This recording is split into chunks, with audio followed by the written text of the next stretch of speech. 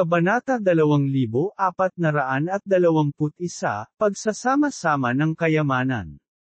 5 Emperador Coins. Tinukoy ng 5 emperador ang mga emperador ng direksyong silangan, timog, kanluran, hilaga, at gitnang.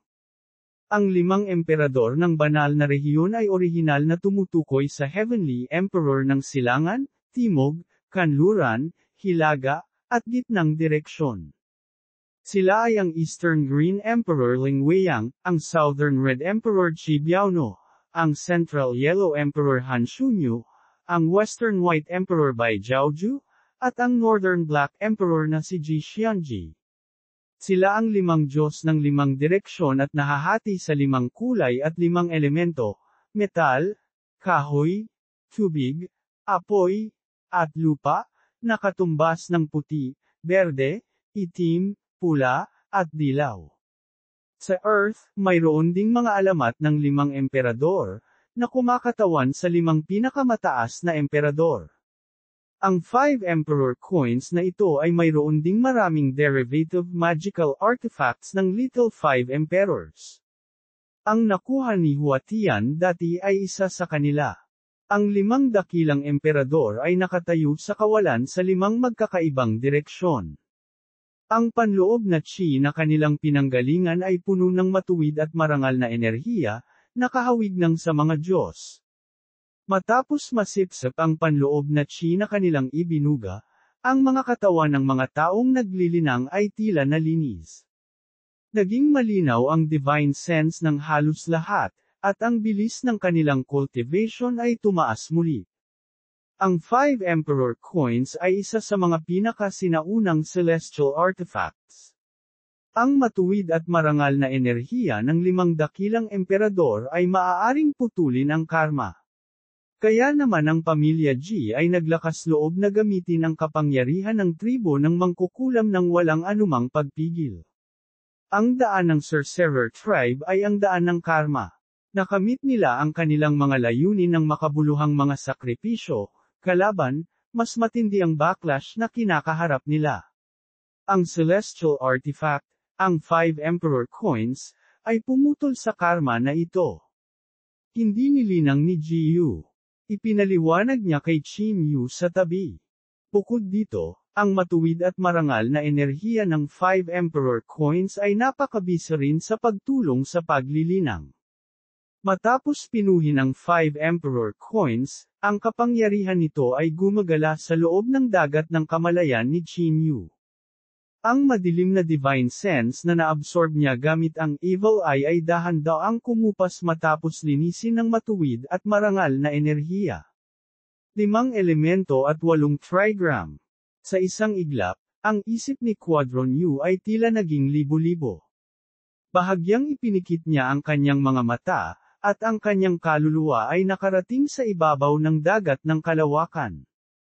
Sa ilalim ng tingin ng malungkot na banal na mata, maraming nakakubling waves of space ang nakatatak sa kaluluwa ni Qin Yu. Pagkatapos, mabilis na umikot ang 5 elements at 8 trigrams. Napakalaking impormasyon ay deduced 10,000 beses sa kanyang dagat ng kamalayan bawat segundo. Ang way of space na ipinakita ng kanyang mga kamay ay nagiging mas masigla. Sa tulong ng 5 Emperor Coins, tumaas ang kanyang pag-unawa sa mga spatial rules sa sobrang bilis. Nakakatakot na deduction power, gaya ng inaasahan sa 5 Emperor Coins. Medyo nabigla si Elder Guai. Ang profound way of space ay nagmula sa kamay ni Qin Yu. Nagsimula itong pumiglas na parang tubig at saka umalangaw-ngaw sa espasyo ng Sumero Realm. Ang buong singsing ng Sumero ay naging isang pabago-bagong mundo ng karagatan, na mukhang napakahiwaga. Biglang umalangaw-ngaw ang tunog ng pagsabog ng bula. Ang daan ng kalawakan na ipinakita ni Qin Yu ay konektado sa Sumero Realm, at isang pinto ng liwanag ay dahan-daang lumitaw sa Sumero Realm. Ang pinto ng liwanag ay tila may mga sinulid na tinatahi, at hindi mabilang na mga karayom at mga sinulid ang naghuhukay sa gilid ng pinto. Ang Sumero Realm ay dahan-daang nagpalawak at lumikha ng sarili nitong espasyo sa bilis na nakikita ng mata. Ang mga storage ring, storage bag, spatial ring, at iba pa ay mga bagay na tanging ang Spatial Mighty Realm Cultivator lang ang makakagawa. Dati, pagkatapos gumala si Qin Yu sa dagat ng Path of Heaven, halos naubos na niya ang lahat ng kanyang Divine Sense Power bago ito halos lumaki ng kaunti, Alpha NOS. Sa sandaling ito, ang kanyang pag-unawa sa daan ng kalawakan ay mas malalim, at ang pagkonsumo ng kapangyarihan ng kanyang kaluluwa ay nabawasan ng husto. Lumipas ang kalahating araw. Naubos na ni Qin Yu ang halos lahat ng kanyang kapangyarihan sa kaluluwa sa mahiwagang kaharian na ito ng sariling paglikha ng espasyo. Inalis niya ang kanyang kaluluwa mula sa langit sa ibabaw ng dagat. Sa pagkakataong ito, ang Sumero World ay lumaki ng humigit kumulang 100 metro kubiko. Dati, ang buong lugar ng Sumero Ring ay 50,000 cubic meters. Ang pagtaas ng puwang na ito sa napakaikling panahon ay talagang isang nakakatakot na bilis. Sa lalong madaling panahon, ang kapangyarihan ng Sumero World ay makikitang tataas kung patuloy siyang maghanap ng oras upang palawakin ang Sumero Ring. Ito ay isang labis na pinalaking pagtaas ng kapangyarihan. Ang celestial artifact ng pamilya ang Temple of Heaven, ay nagkakahalaga ng 200,000 cubic meters. Kung patuloy niyang i-evolve ito, maaaring maging celestial artifact ang singsing ng Sumero. Labis na nagulat si Elder Guai. Matagal na niyang pagmamayari ang singsing ng Sumero, kaya natural na alam niya kung gaano kakilakilabot ang pagbabagong ito. Sabi niya kay Qin Yu, "Qin Yu, kung pinuhin mo ng mas malalim ang 5 Emperor Coins, mas magiging mabilis ang iyong deduction speed. Maaga o huli, gagawin mong celestial artifact ang Sumero Ring na ito." Masyado pang maaga para sabihin iyon. Napangiti si Qin Yu ng mapait. Ang pinaka-kulang sa kanya ngayon ay ang panahon. Hindi siya maaaring gumugol ng maraming oras sa pagpino sa Sumero World. Sa kabilang dulo, puno ang lupa ng mga bagay na nakuha niya mula sa pamilya Ji. Inayos na ni Ji Yu ang lahat habang naglilinang si Qin Yu. Mayroong 1,300 bote ng Heavenly Deity Pills, 1,000 bote ng Sacred Spirit Pills, 20,000 o higit pang 10,000 taong gulang na mga Spirit Herbs, 500 o higit pang Earth Rank 50,000 taong gulang na mga Spirit Herbs, higit sa 70 Heaven Rank 100-year-old na Translation Spirit 100 taon at ika-4 na Translation Spirit. Stage Magical Artifacts. Mayroon ding hindi mabilang na iba't ibang mga tabletas at isang storage ring na puno ng espiritual na tubig sa banal na kahulugan. Tinurog ni Qin Yu ang storage ring, at isang napakalaking ilog ng espiritual na enerhiya ang biglang lumabas. Sa isang pag-iisip, ang Sumero Realm ay biglang nanginig ng marahas, at ang lupa ay nahati sa magkabilang dulo. Isang napakalalim na bangin ang lumitaw sa singsing ng Sumero, paikot-ikot at hindi mabilang na mga tributaries na sumasanga tulad ng isang tunay na Yangtze River. Sa isang iglap, ang mahabang ilog na namuo mula sa espiritual na enerhiya ay sumugod dito. Ang isang malaking halaga ng espiritual na enerhiya ay nagmula sa panginginig ng boses, at ang espiritual na enerhiya ay tila na puno ang singsing ng Sumero. Ang mga ugat ng Green Spirit Tree ay tumusok sa napakalaking ilog at malalim sa lahat ng nakapalibot na lupa. Ang espiritual na enerhiyang iyon ay patuloy na dumaloy sa mga ugat nito, pagkatapos ay dahan-daang pumasok sa puno ng Green Spirit Tree. Hindi nagtagal, hindi mabilang na malinaw na patak ng hamog ang lumitaw sa mga dahon. Ang mga ito ay condensed dewdrops matapos ang espiritual na enerhiya ay compressed. Ang amber at mala gemstone na patak ng hamog ay eksaktong dumapo sa katawan ng magsasaka. Tumulo. Ang mga patak ng hamog ay tumulo sa ulo ng lahat, at ang pinong ambon na ibinubuga ay sumabog sa isang bola ng espiritual na enerhiya. Iyon ay ang kababalaghan ng espiritual na enerhiya kondensang sa sukdulan. Sa isang iglap, ang bilis ng paglilinang ng lahat ay tumaas ng higit sa doble. As expected of the G family, the things they have collected over the years are simply indescribable. With this kind of resource, even pigs can be nurtured in batches. I did expect it to benefit me.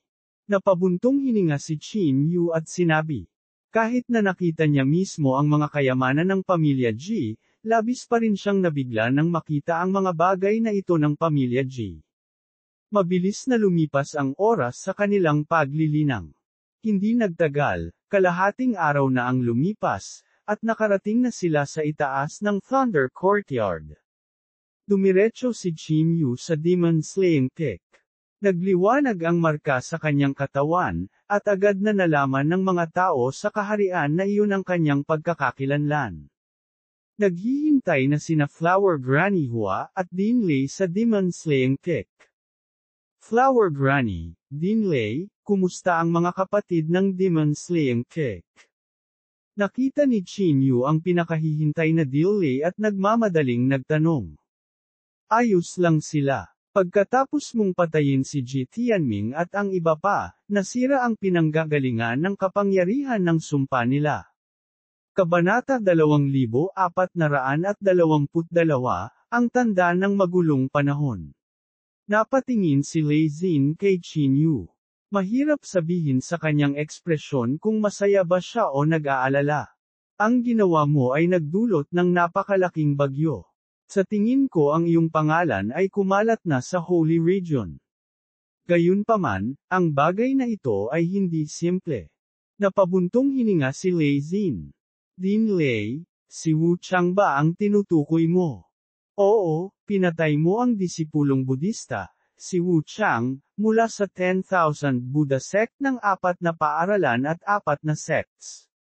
Malaking problema ito. Nagsisimula ng maunawaan ng iba pang maharlikang pamilya at ng pamilya Teng ang banta na ibinibigay mo.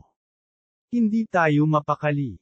Masaya si Lei Xin para sa paglaki ni Qin Yu sa isang banda, ngunit sa kabilang banda, naramdaman niyang napakabigat ng pressure na kinakaharap ni Qin Yu. Wala tayong magagawa kapag may kumakatok sa ating pintuan. Huwag muna natin itong pakialaman pansamantala. Ay oo, Dean Lei. Nakalusot ba si Ruozu? Nagmamadaling tanong ni Qin Yu. Hindi pa, ngunit ito ay isang magandang bagay para kay Ruozu. Habang tumatagal siya, nangangahulugan ito na mas matagal siyang makakagala sa dagat ng landas ng langit. Pagkatapos niyang masira, ang kanyang pundasyon ay malamang na mas matibay kaysa sa iba. Tumingin si Flower Granny sa makakapal na ulap ng kapigatian at sa halip ay tumango. Ang huling antas ng kapangyarihan ng kapigatian ay ang paggamit ng kapangyarihan ng paggala sa dagat ng kalawakan upang pasiglahin ang katawan at kaluluwa, na nagpapahintulot sa isa na maabot ang pinakamahusay na estado pagkatapos ng pagsulong sa Tribulation Transcending Stage. Si Shishio ay nasa retreat mula noong 70 taon na ang nakakaraan at nagsimulang makalusot pagkatapos bumaba ang ginintoang edad. Hindi pa rin niya natapos ang kanyang kapigatian. Kaya naman, inakala ng maraming tao na siya ang unang taong papasok sa kapigatian sa banal na rehiyon sa hinaharap. Sa panahong ito, hindi na mabilang na mga tao ang nakalusot sa Holy Region, tulad ng Flower Granny, Dean Lei, Yan Tianxi, si Liu He, at iba pa. Nakaipon sila ng sapat na oras, at ang pagsira ay isang bagay na syempre kapag ang lahat ay nasa lugar. Maraming buhong na magsasaka, mga taong mula sa mga sekta, at mga pamilya ang nakalusot din. Bagamat ang maunlad na Path of Heaven ng sangkatauhan ay mas huli kaysa sa iba pang tatlong lahi, ito ay yumayabong pa rin. Ang mga makapangyarihang tao ay sunod-sunod na lumabas mula sa pag-iisa. Dean Lei, saang sekta na bibilang ang 4 na sekta, 4 na paaralan, at 2 santo. Bakit hindi ko pa sila naririnig noon? Ang 4 na paaralan, 4 na sekta, at 2 santo ay pawang mga pangunahing sekta na nagtatag ng mga independenteng espasyo. Sila ay naiiba sa 9 na dakilang aristokratikong pamilya. Ang kanilang mga sekta ay bihirang lumitaw sa secular na mundo, at sila ay ang Heavenly Divination Sect, ang Mysterious Heavenly Sword Sect, ang Thousand Buddha Sect, at ang Heavenly School ay ang malinaw na sekta ng Buddha. School, ang Spiritual Beast School, at ang Divine School. Ang 2 santo ay ang 2 sagradong lupain, ang Kunlun at Shenshao. Mabagal at sadyang nagsalita si Lei Xin. Parang ayaw niyang pag-usapan ang mga sektang ito. Dahil kapag lumitaw ang mga sekta na ito, tiyak na darating ang magulong panahon. Noon lamang ipapadala ng mga sekta na ito ang kanilang mga alagad upang lumabas at gumala sa mga bundok. Ang hitsura ng disipulo ng 10,000 Buddha sect sa panahong ito ay talagang nangangahulugan na ang magulong panahon ay tiyak na darating.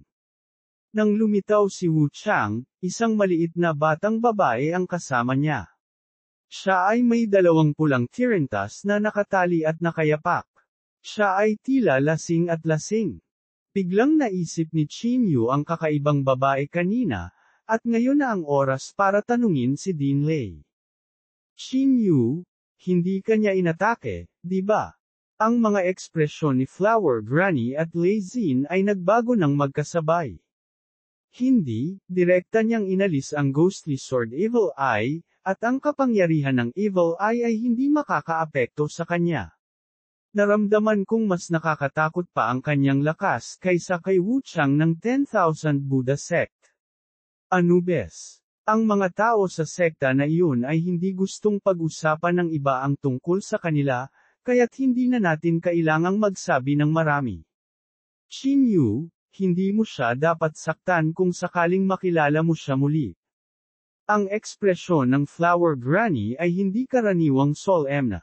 Pub Future Ads. Pagkatapos noon, sinabi ni Qin Yu sa kanila ang lahat ng nangyari sa Peach Blossom Island. Kahit na may natanggap na advance na balita ang dalawa, gulat na gulat pa rin sila kaya hindi sila nakaimik ng matagal. Nakakaawa ang Great Xia Royal Family. Sa nakalipas na ilang Path of Heaven years, marami ang nakadama na kakaiba na ang isang royal family ay maaaring maging napakahina. Gayunpaman, ang pamilya G ay masyadong malihim, at walang nakatuklas sa kanilang setup. Noon, ilang tao na may makapangyarihang mga kaluluwa ang nagsisiyasat, ngunit namatay silang lahat sa isang aksidente sa huli. Ngayon, mukhang ang pamilya ni G ang gumagawa nito. Huminga ng malalim si Lei Xin. Hindi siya kumpiyansa na kaya niyang kunin ang mga ito kung gagamitin ng pamilya G ang mga pamamaraang ito para harapin ang Thunder Courtyard. Masyadong mahiwaga ang Way of Sorcerer tribe ng pamilya G. Kaya naman, sa loob ng maraming taon, kahit ang pinakamakapangyarihang aristokratikong pamilya ay pumikit sa ilan sa mga hindi makataong gawa ng pamilya G. Hindi ko inaasahan na magiging ganito sila kabaliw. Napabuntong hininga din si Flower Granny nang marinig iyon. Alam din nila ang tungkol sa impormasyong sinabi sa kanila ni G.U. Forget it. Wag na nating pag-usapan to. Ginalaw ni Qin Yu ang kanyang kamay at hinayla ang dalawa sa Sumero Ring, hinayaan silang makakita ng ilang bagay. Dean Lei at Flower Granny, ang mga bagay na ito ay nakuha mula sa pamilya G. Maaari mong alisin ang mga ito at tulungan ang mga tao ng Thunder Courtyard na madagdagan ang kanilang lakas sa lalong madaling panahon. Sa isang paggalaw ng kanyang mga kamay, ibinigay ni Qin Yu ang lahat ng mga bagay kay Lei Xin.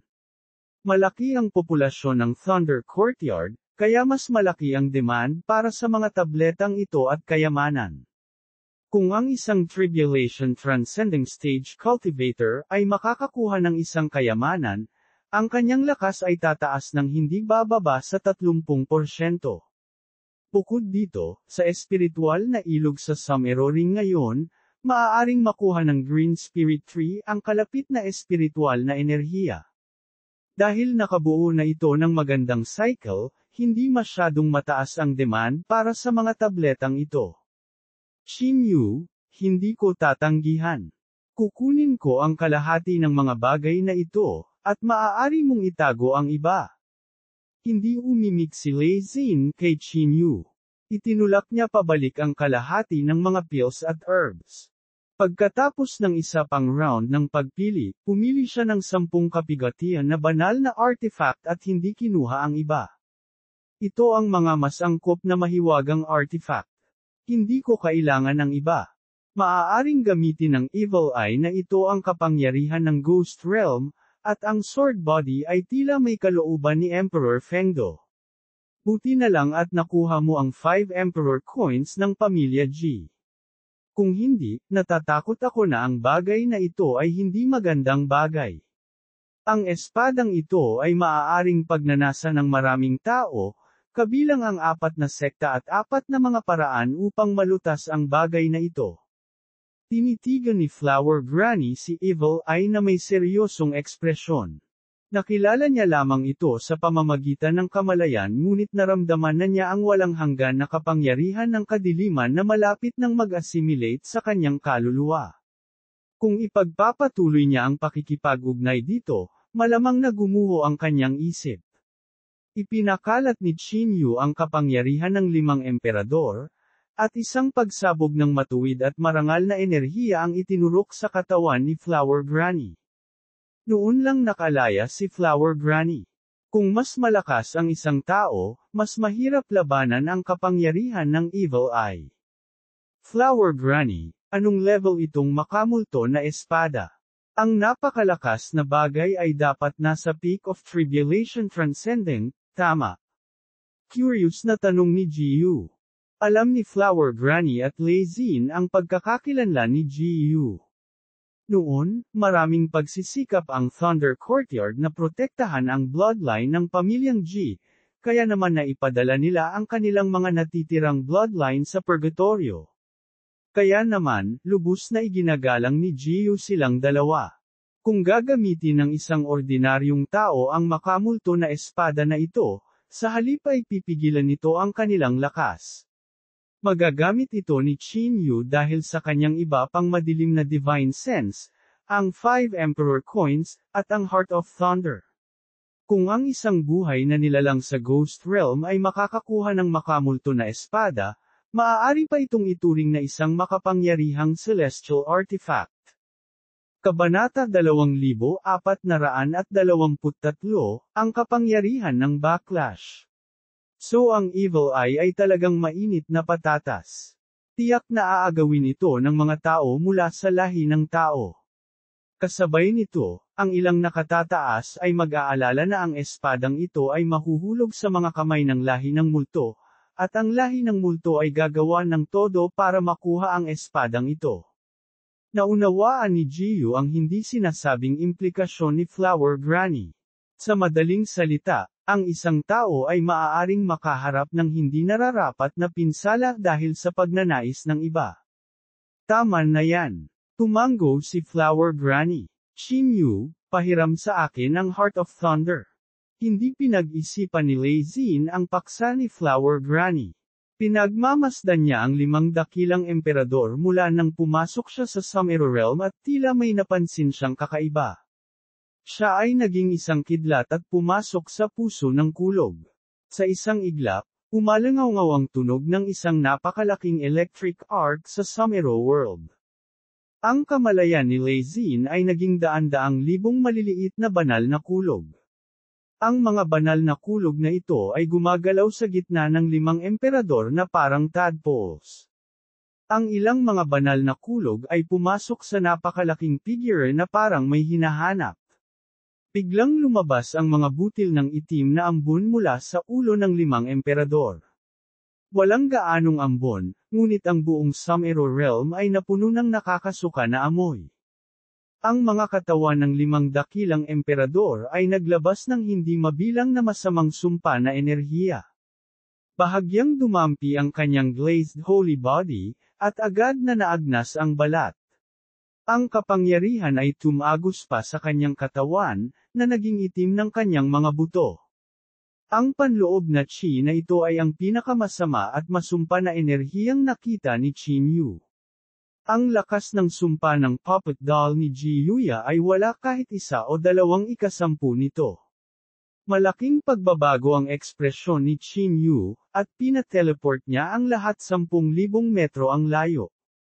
Buong buhay din ni Wang Feng ang porma sayon na nagselyo sa panloob na chi na sinusubukang ihiwalay ang masamang kapangyarihan ng sumpa.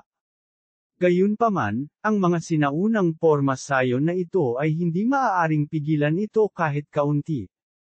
Ang kapangyarihang ibinubuga ay dumaan sa mga tao at dahan-daang bumangon sa katawan ni Qin Yu. Qin Yu, gamitin ang kapangyarihan ng kulog at kidlat para pigilan ang mga bagay na ito. Umungol si Lei Xin. Ang Heart of Thunder ay muling pumasok sa dagat ng kamalayan ni Qin Yu. Gumalaw ang divine sense ni Qin Yu, at ang kapangyarihan ng kulog at kidlat ay biglang bumaba. Agad itong tumagos sa kanyang buong katawan na pagkatapos ay naligo sa isang napakalaking banal na kulog. Qin Yu, paalisan mo ang kapangyarihang ito kasama ko. Nag-transform si Lei Xin bilang isang Thunder Dragon at pumasok sa dagat ng kamalayan ni Qin Yu. Kasama ni Qin Yu, nilabanan nila ang kapangyarihan ng pinakamasamang sumpa. 9 Heaven Divine Thunder. Second Level. Dalawang kulog na may magkakaibang kulay ang dahan-daang lumitaw sa itaas ng ulo ni Qin Yu. Sa gitna ng napakalaking banal na kapangyarihan, dalawang malalaking kulog ay biglang nagsanib sa hangin at tumagos sa dagat ng kamalayan ni Qin Yu. Ang banal na kulog ay dahan-daang nagpino ng mga bakas ng kapangyarihan ng sumpa. Matapos ang halos 2 oras, sa wakas ay napino na ang masamang kapangyarihan ng sumpa. Gayunpaman, may bakas pa rin ito sa kanyang katawan na hindi mailalabas ng buo, anuman ang mangyari. Ang mga kapangyarihang ito ay malalim na nakaugat sa kaluluwa ni Qin Yu na parang gusto nilang sumanib sa kanya. Bumalik si Dean Lei sa tabi nila. Ang kanyang mukha ay halos walang dugo na para bang naubos niya ang lahat ng kanyang espiritual na enerhiya. Dean Lei, kumuha ka ng prutas. Nagmamadaling iniabot ni Qin Yu ang isang berdeng espiritong prutas. Pagkaraan ng ilang sandali, mas gumanda si Lei Xin, at nag-isip siya sandali bago nagsalita. Sa kabila ng 5 Emperor coins na tinatawag na 5 Emperors, hindi sila mapalad na mga bagay. Ang mga ninuno ng pamilyang Ji ay minsang gumamit ng item na ito para sampain at pumatay ng hindi mabilang na tao, at ang sumpa ay pumatay din sa Great Xia Royal Family. Ang paggamit ng napakasamang sorcery na ito ay natural na magreresulta sa napakalaking backlash. Tinitigan ni Lei Xin ang 5 dakilang emperador ng may kataimtayman sa kanyang mga mata. Kahit na ang 5 dakilang emperador ay nagtataglay ng matuwid at marangal na enerhiya, isang napakalaking backslash ng karma ang nakontamina ang mga core ng 5 emperador matapos gamitin ng pamilya Ji ang kapangyarihan ng tribo ng mangkukulam. Mga ad sa Pub Future. Sa madaling salita, ang lakas ng backlash ng 5 Emperor coins ay aatake sa Qin Yu anumang oras. Kahit na ang kaunting backlash mula sa kapangyarihan ng Sorcerer Tribe ay sapat na para banta si Qin Yu. Kung ganoon, pwede na ba tayong sumuko sa 5 Emperor coins? Huwag mo nang pinuhin pa. Si Ji Yu, sa tabi, ay nagbigay ng ideya kay Qin Yu. Pagkatapos nalipulin ni Qin Yu ang pamilya Ji, ang karma na ito ay nagbigkis na sa kanyang kaluluwa. Kung hindi mapapadalisay ni Qin Yu ang 5 Emperor coins. Umiling si Lei Xin. Wala na bang ibang paraan? Ngumiti ng mapait si Ji Yu.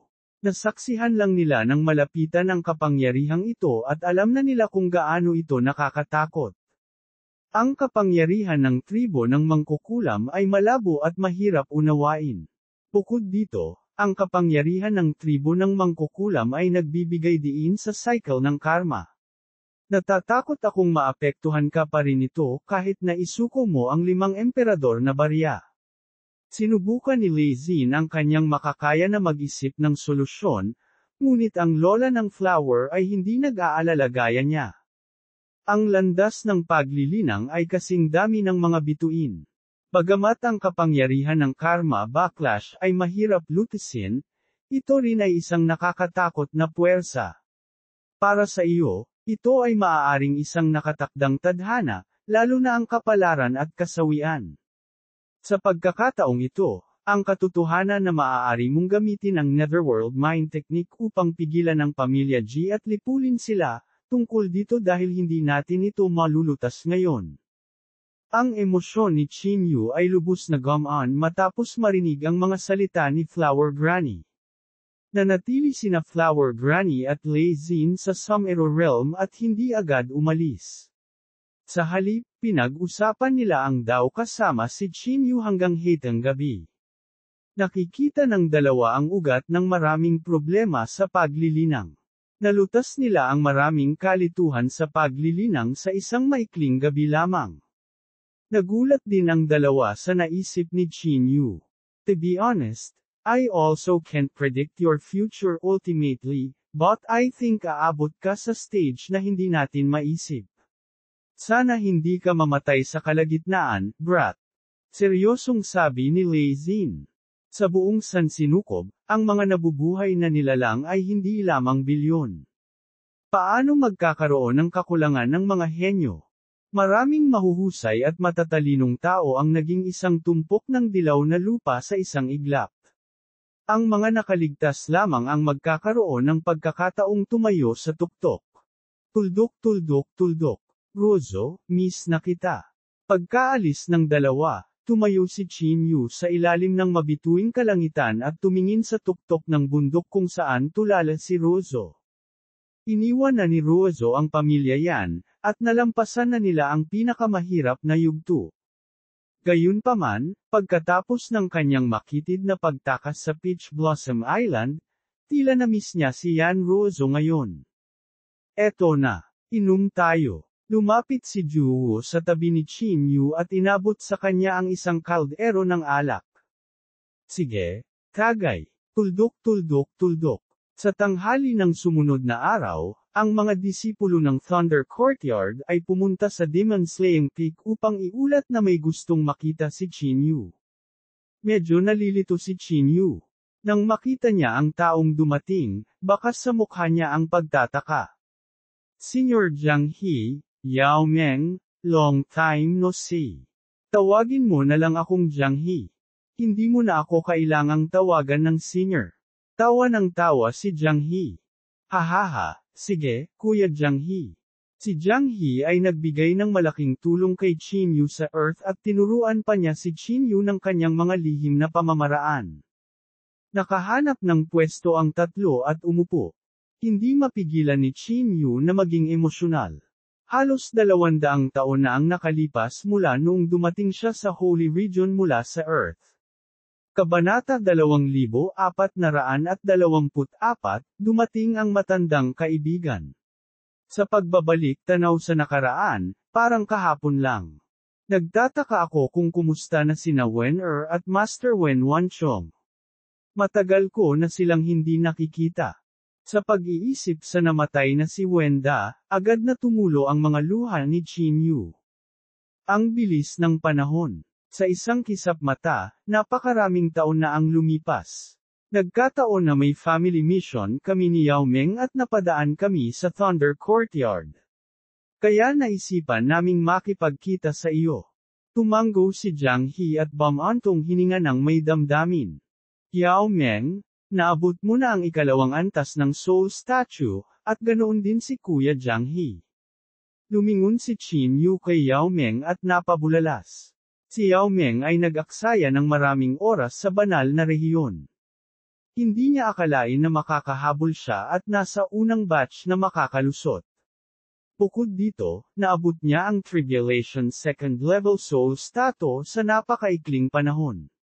Ang ganitong uri ng talento ay talagang nakakatakot. Kailangan kong magpasalamat sa iyo.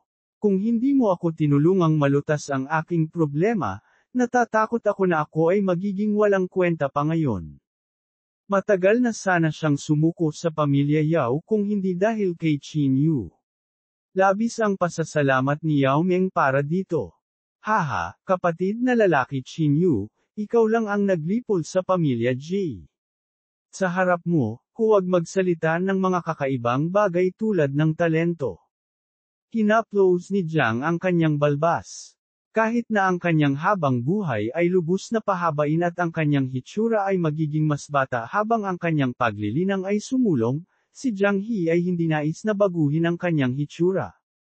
Gayunpaman, ang isang tao ay kukuha ng hindi kinakailangang atensyon sa pamamagitan ng pagiging prominent.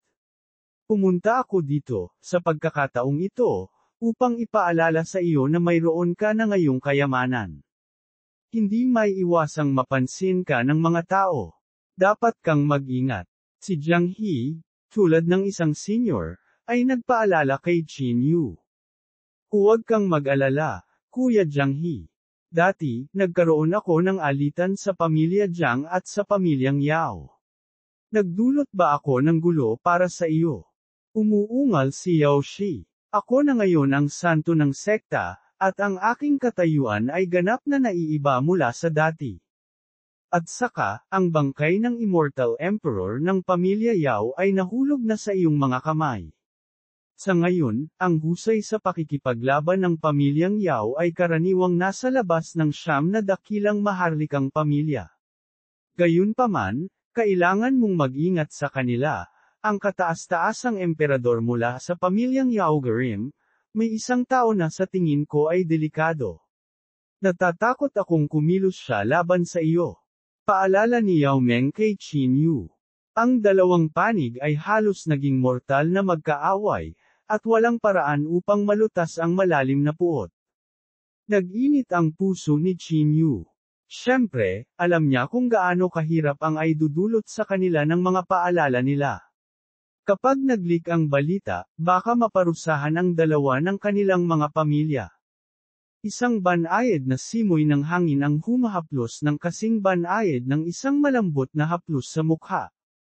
Isang itim na anino ang lumabas sa kawalan at pumunta sa likuran ni Yao Meng. Hindi man lang nag-fluctuate ang espasyo. Malaking pagbabago ang ekspresyon ni Yao Meng. Ang bangkay ng Immortal Emperor ng pamilya Yao ay lumitaw sa likuran niya minsan. Nakatutok ang walang pakialam nitong mga mata kay Yao Meng. ANUOBEPSILON-S. Boom! Biglang inatake at sinuntok ng bangkay ng Immortal Emperor ang katawan ni Yao Meng. Ang Immortal Emperor ng pamilya Yao ay nakabawi na ng bakas ng kanyang Divine Sense sa tulong ng Soul Torment Mind Technique ni Qin Yu. Ang kanyang mga pag-atake ngayon ay naglalaman ng kaunting kapangyarihan ng pamamaraan. Kung ikukumpara sa brute force dati, ang kapangyarihan ay ilang beses na mas malaki. Aatake na sana si Qin Yu, ngunit sumigaw si Yao Meng para pigilan siya. Qin Yu, mangyaring huwag umatake. Kung hindi ko man lang matalo ang isang bakas ng kaluluwa ng ninuno, hindi ko na kailangang ipagpatuloy ang paglilinang. Hindi nagpakita ng takot si Yao Meng. Isang alpa ang lumitaw sa kanyang kamay, at ang malutong na tunog ng alpa ay umalangaw-ngaw. Ang sound wave ay lumundag na parang tidal wave. Sa pagpindot ng mga sound wave sa unahan, nag-transform ito sa ilalim ng kamao ng bangkay ng Immortal Emperor ng pamilya Yao. Matapos itong isiksik sa sukdulan ay bigla itong sumabog. Si Yao Meng ay umatras gamit ang puwersang ito. Gayunpaman, halos sabay-sabay, muling lumitaw sa harapan niya ang bangkay ng Immortal Emperor ng pamilya Yao. Muli siyang sumuntok. Pub Future Ads. Sa pagkakataong ito, lumitaw ang hindi malinaw na kababalaghan ng paraan sa dulo ng kamao na iyon. Ang bangkay ng Immortal Emperor ng pamilya Yao ay gumamit ng bakas ng kapangyarihan sa daan. Kahit na ito ay isang bakas lamang, ang kapangyarihang ito ay tumaas ng husto. Naramdaman ito ni Qin Yu at napagtanto na ang lakas ng suntok na ito ay umabot sa Soul Sinkang, na higit pa sa kapangyarihan ni Yao Meng. Agad na isinaaktibo ni Qin Yu ang magulong chi sa kanyang katawan, handang suportahan siya anumang oras. Huwag na lang. Pakiramdam ko ay pagkakataon na ni Yao Ming. Hindi ako inatake ng bangkay ng Immortal Emperor, at si Yao Ming lang ang pinuntirya niya, na may kadugo na pamilya ng Yao. Malamang na pagsubok ito kay Yao Ming. Jiang He parang may napansin. Hindi nagpakita ng anumang takot si Yao Ming. Sa maselang daliri niya, isang malambing na tunog ng kudyapi ang muling namumulaklak mula sa katawan ng kudyapi. Nagdala ito ng Mar-Angel at Kingship Aura. Sa isang iglap, ang umaalon na tunog ng dagat ng Path of Heaven ay biglang bumaba sa mundong ito, at ang multo ng Soul Statue ay lumitaw sa likod ni Yao Ming. Isang purong kingship power ang bumalot sa katawan ni Yao Ming. Kasunod niyon, biglang sumabog ang nakakatunog na musikang sitar, at ang musikang sitar ay nagbagong anyo sa isang napakalaking nangingibabaw na figure na naglakad patungo sa Immortal Emperor ng pamilya Yao ng hakbang-hakbang. Ang hindi mabilang na mga kaluluwa at kapangyarihan ng espiritual na enerhiya sa nakapalibot na espasyo ay biglang natipon sa figurang iyon, na nagpapataas ng kanyang lakas. Ang mga kapangyarihang ito ay tila kusang loob na naging bahagi ng figure. Bago ilunsad ang pag-atake, ang aura nito ay umabot na sa pinakamataas. Pagkatapos, sa ilalim ng patnubay ng kingship power, sa wakas ay natipon ito sa isang golden fist chi at matinding nakipagsagupaan sa Immortal Emperor ng pamilya Yao. Boom! Nabasag ang kingship figure, ngunit nakatanggap ito ng suntok. Upang mapaglabanan ang suntok ng Immortal Emperor ng pamilya Yao gamit ang kapangyarihan ng Tribulation Second Level Soul Statue, ang pagkaunawa ni Yao Ming sa immortal na kasulatan ng pamilya Yao ay talagang napakalalim. Puno ng pagkamangha ang mukha ni Jiang He. Hindi ganoon kadaling hamunin ang isang mas mataas na antas. Ito ay totoo lalo na para sa Tribulation Transcending Stage. Ang bawat cultivation realm ay maaari lamang sumulong pagkatapos ng mas malalim na pag-unawa sa mga patakaran. Ang mga maaaring hamunin ang mga nasa mas mataas na kaharian ay karaniwang mga individual na may pambihirang talento. Humakbang si Yao Ming sa hangin na parang paro-paro at lumapag ng 10,000 metro. Malayo. Gayunpaman, ang Immortal Emperor ng pamilya Yao ay tila hindi pinayagan si Yao Ming na makahinga. Halos sabay-sabay itong dumating sa harap ni Yao Ming. Isang pagbabago bago ng kaluluwa ang lumabas sa katawan nito. Ang Mar-Angel na kapangyarihan ng Divine Sense ay tumama sa katawan ni Yao Ming, ngunit ito ay nangyari ng napakabilis kaya't si Qin Yu ay hindi na nagkaroon ng oras upang mag-react bago matamaan si Yao Ming. Yao Ming, ayos ka lang ba? Ulalas ni Qin Yu. Huwag kang mag-alala, ayos lang ako. Hindi ako inatake ng Immortal Emperor ng pamilya Yao.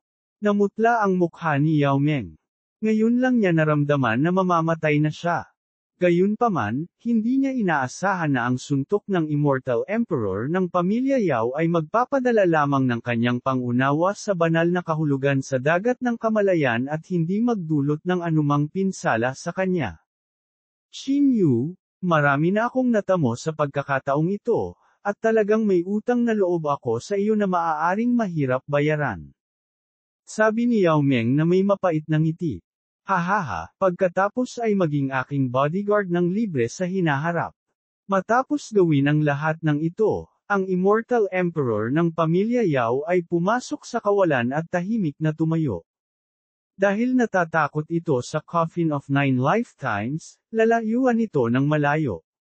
Sa sandaling inilapit ni Qin Yu ang Coffin of 9 Lifetimes, agad itong aalis at maglalayo kay Qin Yu na parang ayaw nitong mapigil sa loob. Kabanata 2425, ang kapangyarihan ng paghahari. Qin Yu, ngayong nasa bodyguard mo na ang bangkay ng Immortal Emperor, malamang na magagawa mo ang lahat ng gusto mo sa Holy Region. Hindi ko talaga alam kung paano mo ito ginawa. Nakakatawa lang. Puno ng hindi makapaniwala ang mukha ni Jiang He. Ang bangkay ng Immortal Emperor ng pamilya Yao ay ang kayamanan ng pamilya Yao. Sinong Immortal Emperor ang makapagtatatak ng kanyang sarili sa kanyang bangkay magpakailanman at hindi na muling magkatawang tao para protektahan ang kanyang pamilya? Kagalang-galang ang celestial artifact ng pamilyang Yao na ito. Napatay nito ang hindi mabilang na mga magsasaka na sumalakay sa pamilya Yao. Ang reputasyon nito ay maihahambing sa Divine Destiny Pagoda. Ngunit hindi niya alam kung anong paraan ang ginamit ni Qin Yu para hayaan siyang mabawi ang bakas ng kanyang kaluluwa. Iniwan ng ninuno ng pamilya Yao ang kanyang bangkay at tinatakan ang kanyang natitirang kaluluwa sa kanyang katawan para lamang maprotektahan ang pamilya Yao. Gayunpaman, sa loob ng libu-libong taon, maraming cultivator ng pamilya Yao ang nakalimutan ang mga detalye nito at ginamit ito bilang isang mahiwagang artifact. Gumugol sila ng maraming oras sa pakikipag-usap sa kanyang kaluluwa. Mahinang sabi ni Yao Meng. Ang dagat ng landas ng langit ay malumanay na lumundag at nagbuga ng mahinang tunog. Ang chi ng Path of Heaven ay unti-unting namuo sa kanyang kamay, at isang Golden Kingship Internal Chi ang lumitaw sa kanyang kamay. Sa isang iglap, maraming gumagala na natitirang mga kaluluwa sa kawalan ng lumapit sa bakas ng aura ng pagiging hari, na kusang loob na naging bahagi ng kapangyarihan nito. Ang mga alituntunin na nauunawaan ng mga kadugo ng pamilya Yao at ng walang kamatayang mga kasulatan ay tila kapangyarihan ng pagkahari. Ang paggamit ng kapangyarihang ito para makipag-usap sa bangkay ng Celestial Saint ng pamilya Yao ay talagang hindi nagagamit ang mga kakayahan nito. Ang kapangyarihang ginamit mo ngayon ay tinalo pa ang immortal ng pamilyang Yao. Emperador sa mas mataas na ranggo.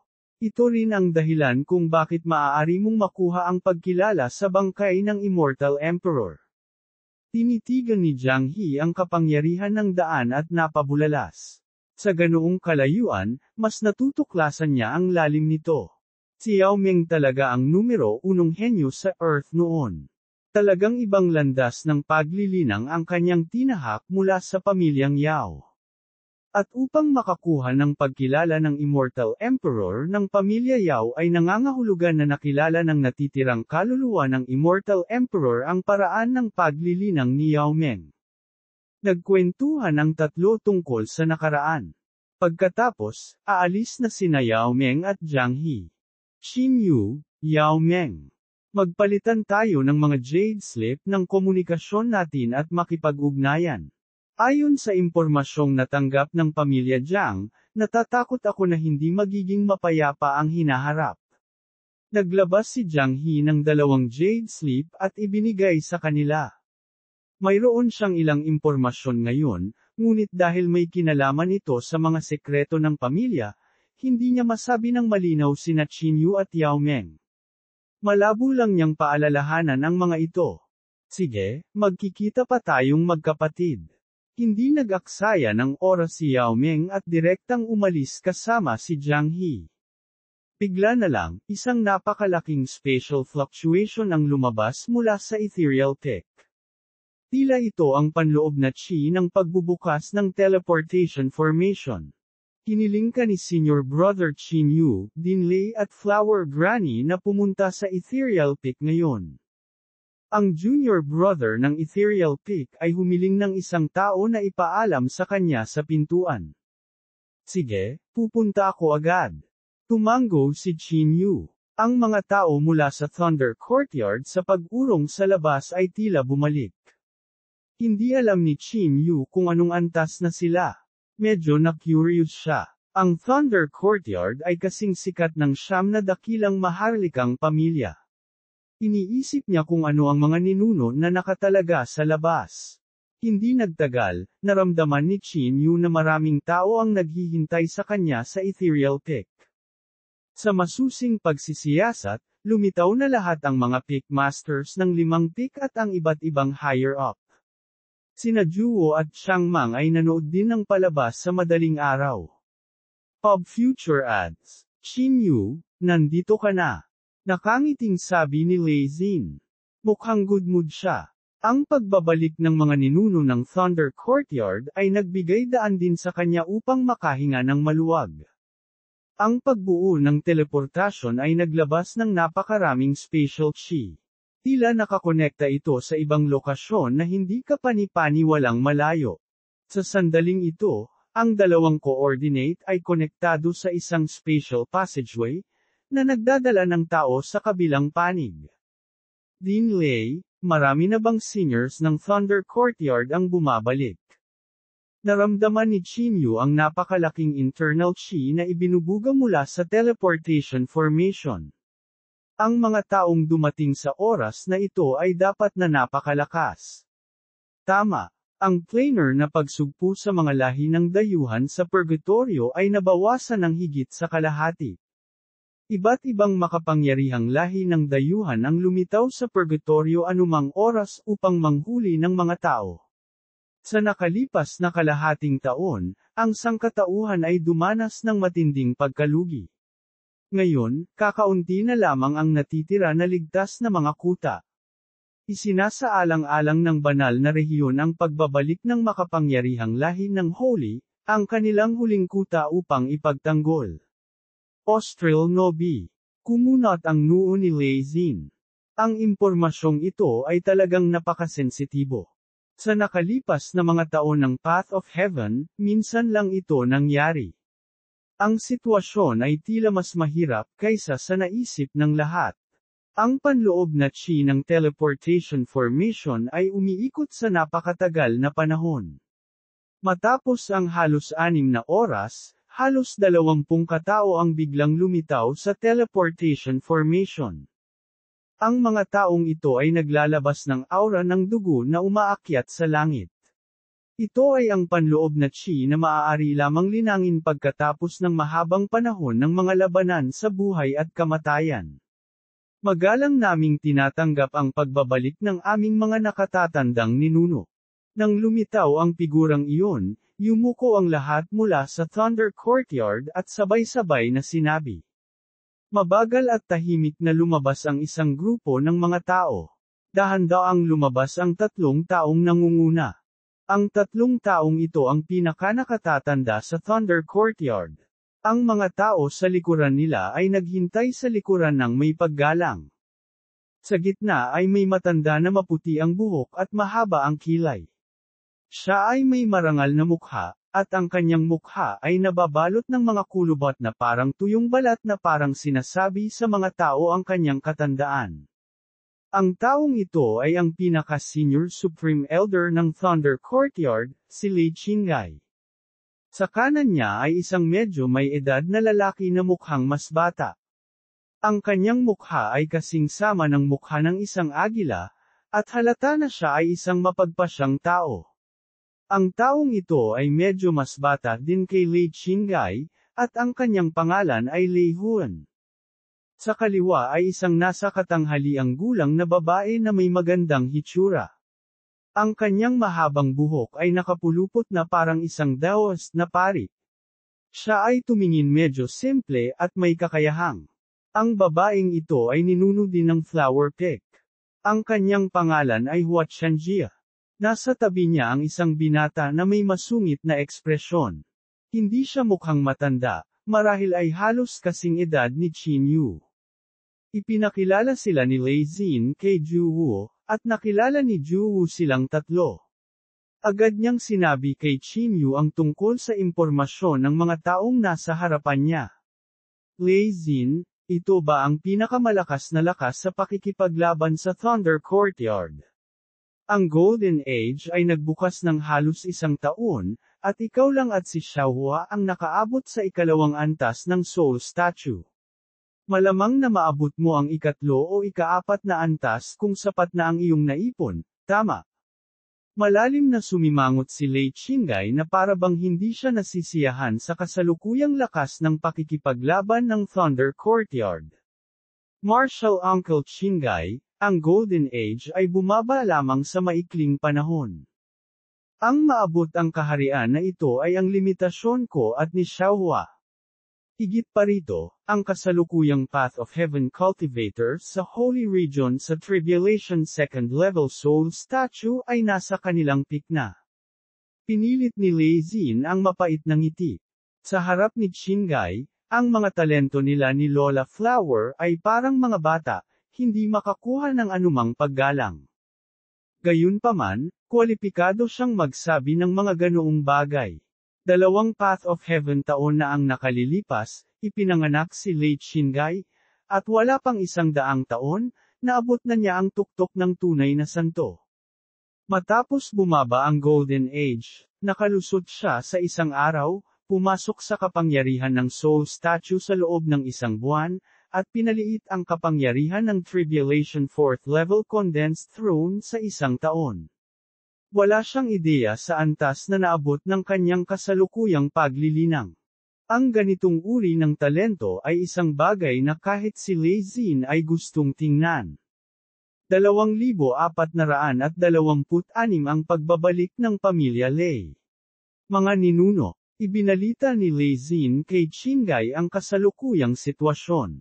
Karamihan sa mga maaaring makapasok sa Tribulation Second Level ay mga sikat na tao. Para sa Holy Lord ng pamilya Yan Tianxi, ang gumaganap na Holy Lord ng pamilya si Liu He, Lei Xin, Flower Granny, at ang iba pa, ang pagpasok sa Tribulation Third Level Soul Singkang ay magiging isang bagay syempre kung sila ay manirahan sa loob ng isang panahon. Posible rin na ang Path of Heaven ng sangkatauhan ay unti-unting humihina, at ngayon ang kapangyarihan ng Path of Heaven ay ninakawan ng mga dayuhang lahi, na nagiging dahilan upang bumagal ng husto ang pag-unlad ng sangkatauhan. Inihayag ni Lei Xin ang kanyang mga hinala. Siya lamang ang maaaring hindi gumawa ng ganoong paghatol. Gayunpaman, ang sangkatauhan ay may maraming tao na may pambihirang talento.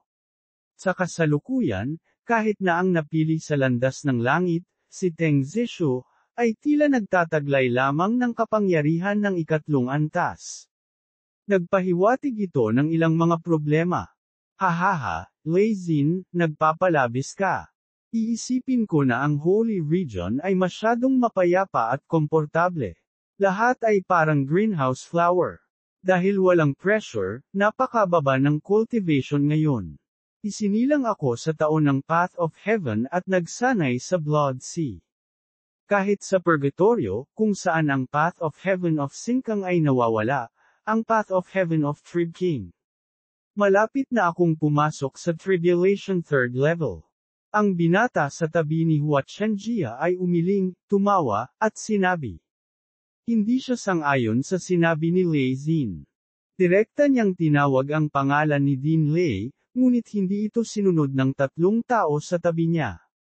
Ito ay dahil siya ay anak ni Hua Chenjia, si Hua Jikong. Siya ay kabilang sa parehong henerasyon ni Lei Xin. Gayunpaman, ang pag-uugali na ito ay tila medyo malupit sa mga mata ng mga tao mula sa Thunder Courtyard. Si Dean Lei ay nagpapatakbo ng Thunder Courtyard sa loob ng maraming taon.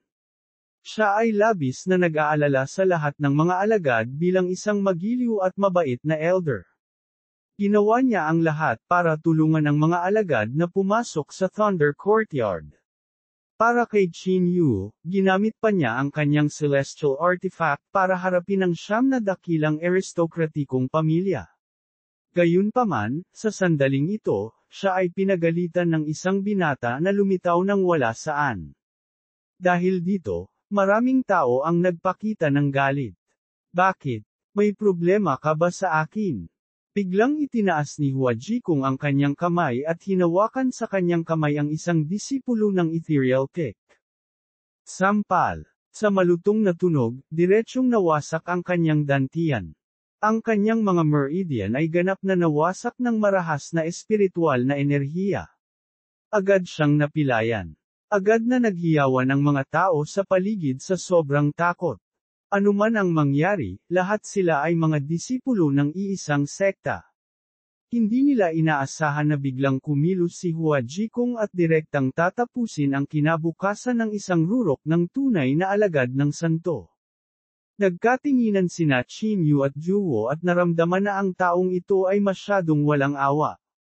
Ang pinakamahalagang bagay para sa isang sekta ay ang puso ng mga tao nito.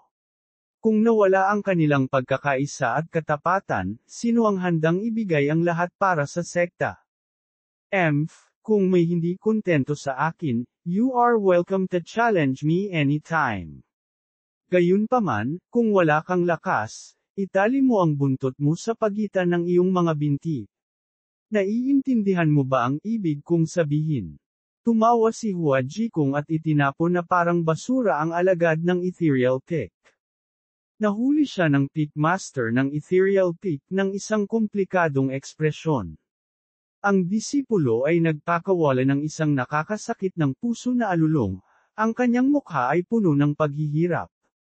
Ang kanyang paglilinang ng ilang libong taon ay nawasak sa isang kisap mata, at maaari lamang siyang maging isang ordinaryong tao sa hinaharap. Ito ay hindi katanggap-tanggap, ANOBS. Martial Uncle Hua Chenjia, ito. Sumimangot si Lei Zini at may gustong sabihin, ngunit pinigilan siya ni Hua Chenjia. Tama si Jikong. Sa nalalapit na hinaharap, makakaranas ka ng mas malupit na pagsalakay mula sa lahi ng dayuhan. Ang mahihina ay pagkain para sa malalakas ang magiging daan ng hinaharap. At saka, siya ay mula sa Thunder Courtyard ngunit naglabas ng hangarin sa pagpatay sa nakatatanda. Dapat siyang patayin. Ang pagligtas sa kanyang buhay ay isang gawa ng malaking awa. Walang ekspresyon si Hua Chenjia na parabang siya ay isang hindi kapansin-pansing langgam. Balita ko may nakakuha na ng mana ng walang kamatayang libingan sa Thunder Courtyard. Biglang itinaas ni Lei Huan ang bahagyang singkit na mata at casual na nagtanong. Pub Future Ads. Oo, Martial Uncle. Nakuha ng aking alagad na si Qin Yu ang mana ni Immortal Emperor Lei. Bumilis ang tibok ng puso ni Lei Zin.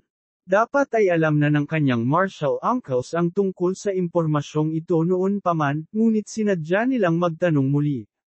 Nagkaroon ba sila ng kanilang mga iniisip? Ang nakakuha ng mana ay ikaw, di ba?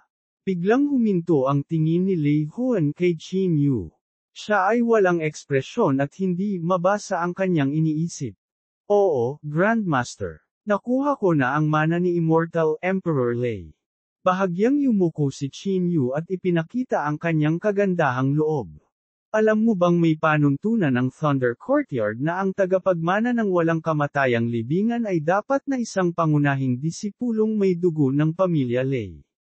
Martial Uncle Lei Huan, ang huling salitang naiwan ni Immortal Emperor Lei ay na lahat ng nasa Thunder Courtyard ay maaaring magmana nito kung sila ay may kakayahan.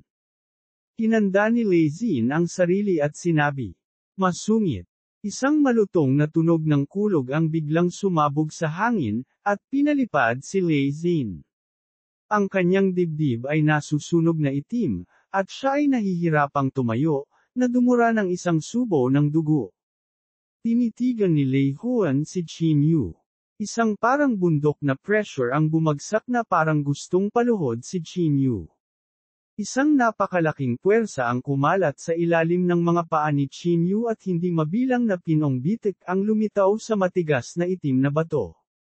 Sa loob ng ilang paghinga, kumalat ang mga bitik sa 1,000 metro ang layo, ngunit kalmado ang ekspresyon ni Qin Yu na parang hindi niya naramdaman ang nakakatakot na pressure. Madadaanan pa rin ang iyong lakas. Ibigay ang Heart of Thunder. Siyempre, babayaran kita. Ipapasa ko ang isang heaven rank cultivation technique at gagantimpalaan ka ng isang tribulation magical artifact. Lumapit si Hua Jikong at nakangiting sinabi. Martial Uncle, pagkatapos kong makuha ang mana, ang Heart of Thunder ay sumanib sa aking kaluluwa.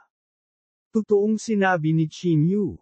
Nagbago ang ekspresyon ni Hua Jikong, at tumingin kay Hua Chenjia. Matapos kumpirmahin na si Qin Yu ay nagsasabi ng totoo, ang kanyang ekspresyon ay naging napakalungkot.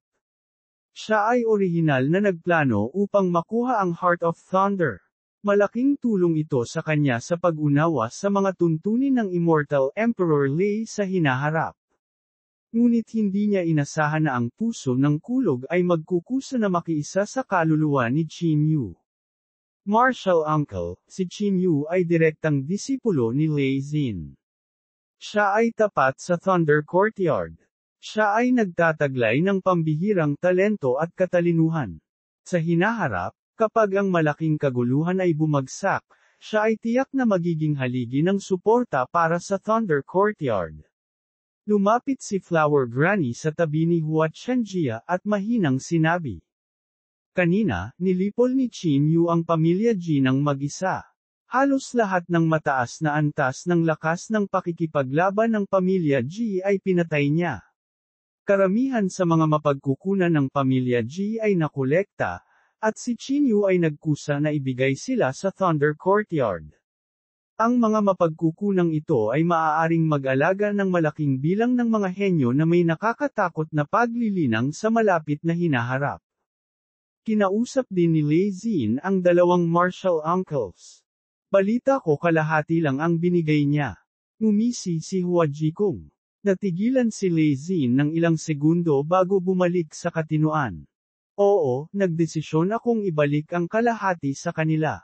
Halos walang naiambag ang Thunder Courtyard sa bagay na ito. Talagang umasa kami kay Qin Yu para lipulin ang pamilya Ji mismo. Bilang miyembro ng Thunder Courtyard, tama lang na ibigay natin ang mga bagay na nasamsam natin bago ipamahagi ang mga ito. Kung hindi, bakit mag-iiwan ng walang kamatayang libingan si Immortal Emperor Lei, at bakit ang mga nakatatanda ng pamilya Lei ang magtatayo nitong Thunder Courtyard? Para bang samantalahin ng mga tagalabas. Ngumisi si Hua Chenjia at tumingin kay Qin Yu. 2,427 negosasyon sa Flower Pick. Senyor, tama ka. I'm willing to hand over all the Ji family's gains to Thunder Courtyard. Natahimik sandali si Qin Yu bago mahinang nagsalita. Malaking pabor ang ginawa ni na Lei Xin at Flower Granny kay Qin Yu, kaya ayaw niyang pahirapan sila. Maaari rin niyang ilabas ang 70% hanggang 80% ng kanyang nakuha. Noong siya ay nagdarambong, siya lamang, si Ju Wu, Xiang Mang, at ang iba pa ang nasa paligid. Ang mga tao ng Thunder Courtyard ay hindi malalaman kahit na itago niya ang ilan sa mga bagay. Para naman kay Dean Lei Xin, hindi niya ito ilalantad. Not bad, kid. Hindi nawala ng saysay ang pagsisikap ni Thunder Courtyard sa pag-aalaga sa iyo. Nang makita ang ugali ni Qin Yu, bahagyang lumuwag ang ekspresyon ni Lei Huan. Ang Thunder Courtyard ay iba sa aristokratikong pamilya. Bukod sa bloodline ng mga pamilyang Lei at Hua, marami rin ang mga alagad sa labas ng sekta.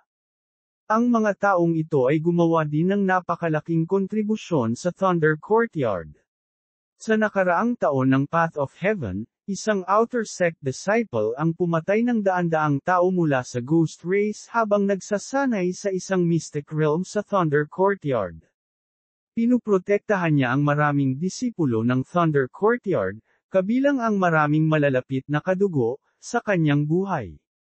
Nabalitaan ko na ang pinakasikat na bagay ng pamilya Ji ay ang kanilang celestial artifact, ang 5 Emperor Coins. Ang 5 Emperor Coins ay halos walang kapantay sa makalangit na lihim na panghuhula.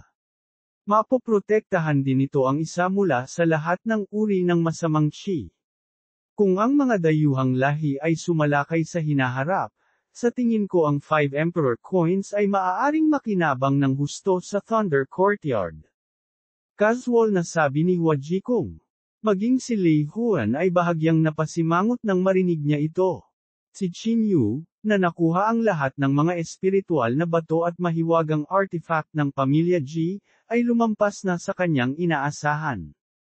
Pagkatapos ng lahat, ang pagpuksa sa pamilya Ji ay hindi nagsasangkot ng alinman sa puwersa ng Thunder Courtyard. Kung pipilitin nila si Qin Yu na ibigay ang 5 Emperor Coins, ang reputasyon ng Thunder Courtyard ay maaapektuhan ng husto kung kumalat ang balitang ito. hindi pa banggitin ang paggawa ng isang henyo tulad ni Qin Yu. Ang kakayahang pukse ng isang matagal ng aristokratikong pamilya ng mag-isa ay sapat na upang patunayan ang kakayahan ni Qin Yu, anuman ang paraan na ginamit niya. Martial uncle, matagal nang pinuprotektahan ng 5 Emperor coins ang pamilya G. Ang backlash ng Way of Sorcerer tribe ng pamilya G ay nahawahan ng 5 Emperor coins. Kahit ako ay hindi nangangahas na buhayin ang bagay na ito. Paliwanag ni Lei Xin sa tatlo na may mapait na ngiti. Tumango si Qin Yu at ipinakita ang 5 Emperor coins sa kanyang kamay. Nang makita ang backlash ng Way of Sorcerer tribe, maging si Lei Qinghai, na may mahabang kilay, ay hindi maiwasang ibunyag ang kanyang takot. Ang lahat sa landas ng langit ay balanse. Ang mas malakas na kapangyarihan, ang mas maraming backlash ng kapangyarihan ng karma ay magdurusa. Tulad ng napili, si Teng Zisho, ang kanyang pag-unawa sa landas ng langit ay kasing dali ng isang isda na lumalangoy sa tubig. Gayunpaman, ang kanyang marka ng kaluluwa ay halos sumanib sa landas ng langit. Hindi niya maaaring baligtarin ang landas ng langit at nagkaroon ng sariling pag-iisip. Siya ay nakatadhana na hindi maaaring tumalon mula sa 5 elemento at maging isang immortal emperor. Ito ay pareho para sa Way of Sorcerer tribe ng pamilya G. Maaari nilang gamitin ang kapangyarihan ng mga sumpa upang pumatay mula sa malayo. Maaari pa nilang lipulin ang isang maharlikang pamilya ng walang tunog. Ang ganoong kapangyarihan ay tiyak na magkakaroon ng napakalaking backlash ng karma, at ang 5 Emperor coins ay nakatulong sa kanila na harangan ang backlash na ito. Mga ads sa Pub Future. Kahit na ang pinakakakilabot na Supreme Elder ng pamilya Lei ay hindi nang ahas na tanggapin ito ng madali. Matapos ang kaguluhan, unti-unting bumalik sa kapayapaan ang Thunder Courtyard. Gabi na, galit na nagpabalik-balik sina Changmang at Juwu sa silid at hindi sinasadyang natamba ang isa't isa ng masyadong mabilis ang paglalakad. Di man it, I'm so angry. I've never felt so aggrieved in all my years. Sa sobrang sama ng loob ni Changmang parang sumusuka siya ng dugo. Siya ay tunay na kasuklam-suklam, ngunit hindi natin siya matatalo. Nilamon ni Juwo ang buong kaldero ng alak. Pulang-pula ang maliit niyang mukha, at hindi sigurado kung dahil ba sa galit niya o lasing siya. Ang dalawang walang takot na taong ito ay hindi nang ahas na kumilos ng walang ingat sa pagkakataong ito. Sila ay walang ingat ngunit hindi bobo. Kahit na ang 17 katao sa likod nila, kahit sino sa kanila ay hindi nila kayang harapin, lalo pa ang 3 malalaking putok sa pangunguna. Ayon kay Dean Lei, ito na dapat ang pinakamagulong panahon sa nakalipas na ilang taon ng Path of Heaven. Ang 3 lahi ng dayuhan ay nagsanib puwersa para patayin ang sangkatauhan. Ang sitwasyon sa purgatorio ay tila napakalungkot. Ang kaguluhang ito ay kakalat sa banal na rehiyon sa lalong madaling panahon o huli. Gayunpaman, hindi masyadong nagalit si Qin Yu dahil kay Dean Lei at Flower Granny. Sa kabilang banda, ito talaga ang uso sa pangkalahatan. Tama ang sinabi ni Qin Yu. Kung nagpakita si Qin Yu ng ganoong talento sa normal na panahon, tiyak na magiging kayamanan siya na aagawin ng iba't ibang malalaking paksayon. Gayunpaman, papalapit na ang taglamig, at hindi natin alam kung gaano karaming tao ang makaliligtas. Sa oras na ito, maliwanag na magpapalitan sila ng mga mapagkukunan para sa lakas. Bukod dito, sa kritikal na sandali ng buhay at kamatayan sa halip ay iisipin ko ang susunod na mga kamag-anak ng dugo, iisipin ko ang susunod na mga kamag-anak ng dugo sa mga susunod na henerasyon, ng mga taong may panlabas na apelyido. Si Jiyu ang nagpapatakbo noon sa Moon Listening Pavilion sa Solitary Cloud City, kaya malinaw niyang nakikita ang mga larong ito. Sa sandaling ito, sa Flower Peak, tahimik na nakaupo ang isang grupo ng mga tao at nag-uusap sa isang silid sa tuktok ng bundok. Sa mas malapit na pagsisiyasat, mayroong 30 higit pang mga tao at halos lahat sa kanila ay may mga Lei at Hua bloodlines. Ang mga taong ito ay mga inapo ng dugo ni Immortal Emperor Lei, at sila ang tunay na utak ng Thunder Courtyard sa likod ng mga eksena. Ang Pavilion of Heavenly Secrets ay lumitaw. Sa pagbabawas, ang kapalaran ng sangkatauhan ay bumaba, habang ang 3 alien na lahi ay nagniningning na mga bituin. Kahit na nakakalap tayo ng maraming malalakas na lakas sa pakikipaglaban, nakuha lang natin ang pagtabla sa labanan para sa ika-9 na antas ng Purgatorio 3 taon na ang nakakaraan. Bukod dito, maraming puwersa ng 3 dayuhang lahi ang tila hindi pa lumilitaw noon. Walang ekspresyong sinabi ni Hua Chenjie sa lahat. Hindi ko inaasahan na lilito din ang isa sa 4 na paaralan, 4 na sekta, at 2 santo, ang Pavilion of Heavenly Secret. Noong huling pagkakataon, noong lumitaw ang Pavilion of Heaven's Secrets, ang sangkatauhan ay tila nasa bingit ng paglipol. Kung hindi dahil sa paglitaw ng Immortal Emperor Tianming at maraming Immortal Emperors na nangunguna sa sangkatauhan, natatakot ako na baka nawasak ang sangkatauhan noon. Gayunpaman, sa pagkakataong ito, ang Immortal Emperors ay namatay na. Nagtataka ako kung sino ang makakapag-ahon sa sangkatauhan mula sa suliraning ito. Bamantong hininga si Lei Li, at may bakas ng pagkalito sa kanyang mukha. Ang taong ito ay isa ring Supreme Elder sa pamilya Lei, na pangalawa lamang sa kanilang 3. Ang hitsura ng Pavilion of Heavenly Secrets ay nagpapahiwatig din na ang mga tao ay tunay na nasa panganib. Ang iba't ibang kababalaghan kanina ay hindi biro, kundi isang tunay na kalamidad na wawasak sa buong lahi. We will deal with whatever comes our way. Don't worry too much. Kami, ang mga inapo ng Immortal Emperor Lei ay karapat-dapat sa aming reputasyon. Kung ang mga dayuhang lahi na ito ay maglalakas loob na dumating, papatayin na lang natin sila. At saka, ang pagkakataon ay nasa panganib. Ito na siguro ang pagkakataon para sa sangkatauhan na magkaroon ng isa pang Immortal Emperor na magdadala sa sangkatauhan sa kaunlaran.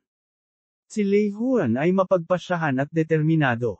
Gamaan ang pakiramdam ng marami pagkatapos niyang sabihin ito. Gayunpaman, sa oras na ito, dapat gawin ng mga inapo ng pamilya Lei ang lahat ng kanilang makakaya upang madagdagan ang kanilang lakas. Saka lamang sila magkakaroon ng mas malaking pagkakataon sa paparating na magulong panahon.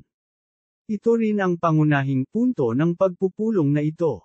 Maaaring nakuha na ni Qin Yu ang espada ng Yellow Emperor Xuanyuan at ang Evil Eye na itinanim ng pamilya Ji sa loob ng maraming taon. Bagamat ang lahat ng uri ng kasamaan na ito ay naglalaman ng napakalaking kasamaan, mga kayamanan at saint weapons na nakuha ng pamilya Ji sa loob ng maraming taon. Biglang sabi ni Hua Chenjie. Nandito siya. Nagkatinginan sina Lei Xin at Flower Granny at nakita ang pag-aalala sa mga mata ng isa't isa. Martial Uncle Hua, ang espada ay masama. Kung ito ay gagamitin sa matuwid na landas, maaari pa rin itong hamanin ang langit at ipamalas ang kapangyarihan nito. 2,428 pagpapalitan ng mga benepisyo. Nakuha ni Qin Yu ang puso ng Immortal Emperor Lei at maaari na ngayong gumamit ng bahagi ng kapangyarihan ng Evil Eye. Magdadala ito ng malaking lakas ng pakikipaglaban sa Thunder Courtyard sa hinaharap. Tumayo si Flower Granny sa tabi ni Hua Chenjie at maingat na sinabi. Naunawaan nila ni Lei Xin na kung magkakamali sila sa talakayang ito, mapapahamak si Qin Yu. Martial uncles, I swear with my life that Qin Yu, as my disciple, is a rare and reliable person in Thunder Courtyard. In the future, if Thunder Courtyard is in danger, this child will be our reliable support. At saka, bihira ang talent niya. May kaugnay ding impormasyon ang martial uncles. Anak din ng guardian si Qin Yu. Nagsalita din si Lei Xin. Mula sa kasalukuyang sitwasyon, dapat itong ituring na maasahin sa mabuti. Sina Hua Chenjia at Hua Jikong ay may hilig na kunin ang mga bagay ni Qin Yu, habang sina Lei Qinggai, Lei Huan, at Lei Li ay hindi nagpahayag ng kanilang mga opinyon. Sa makatuwid, mabilis na sinabi ni Lei Xin at Flower Granny sa lahat ang tungkol sa mga tungkulin ni Qin Yu. Kung nabubuhay pa ang tagapangalaga na iyon, hindi na kailangang magsabi ng anuman. Gayunpaman, tila nag-backfire siya sa path of heaven. Bagamat mahina kong nararamdaman ang bakas ng kanyang panloob na chi, sa palagay ko ay hindi pa siya malayong mawala. Walang pakialam na sabi ni Lei Qinggai. Sa kanyang antas, naramdaman niya ang kahit katiting na pagbabago sa path of heaven, lalo pa ang isang malaking pagbabago sa path of heaven tulad ng backlash ng guardian. Tama si eldest brother. Higit pa rito, kilalang-kilala ang reputasyon ni Qin Yu. Nakapatay siya ng malaking bilang ng mga mahuhusay na tao sa purgatorio at itinuturing na isang mortal na kaaway ng 9 na dakilang aristokratikong pamilya. Ilang beses na rin niyang nakipag-away ang napili, si Teng Zishu, at nakapatay pa nga ng isang tao sa harapan niya. Kung kami ay mananatili sa pamilyang Testong, ang lahat ng tao sa courtyard ay iisipin ng mga aristokratikong pamilya. Courtyard kasama ang taong ito sa paligid. Ngumisi si Hua Jikong at sinabi. Pinigyan niya ng ilang oras ang lahat para makapag-isip bago magpatuloy. Higit pa rito, may sapat na katalinuhan para sabihin na ang batang ito ay matagal nang kilala ang Immortal Crane ng lahi ng demonyo. Marahil siya ay isang sangla na inilagay ng Immortal Crane sa mga tao.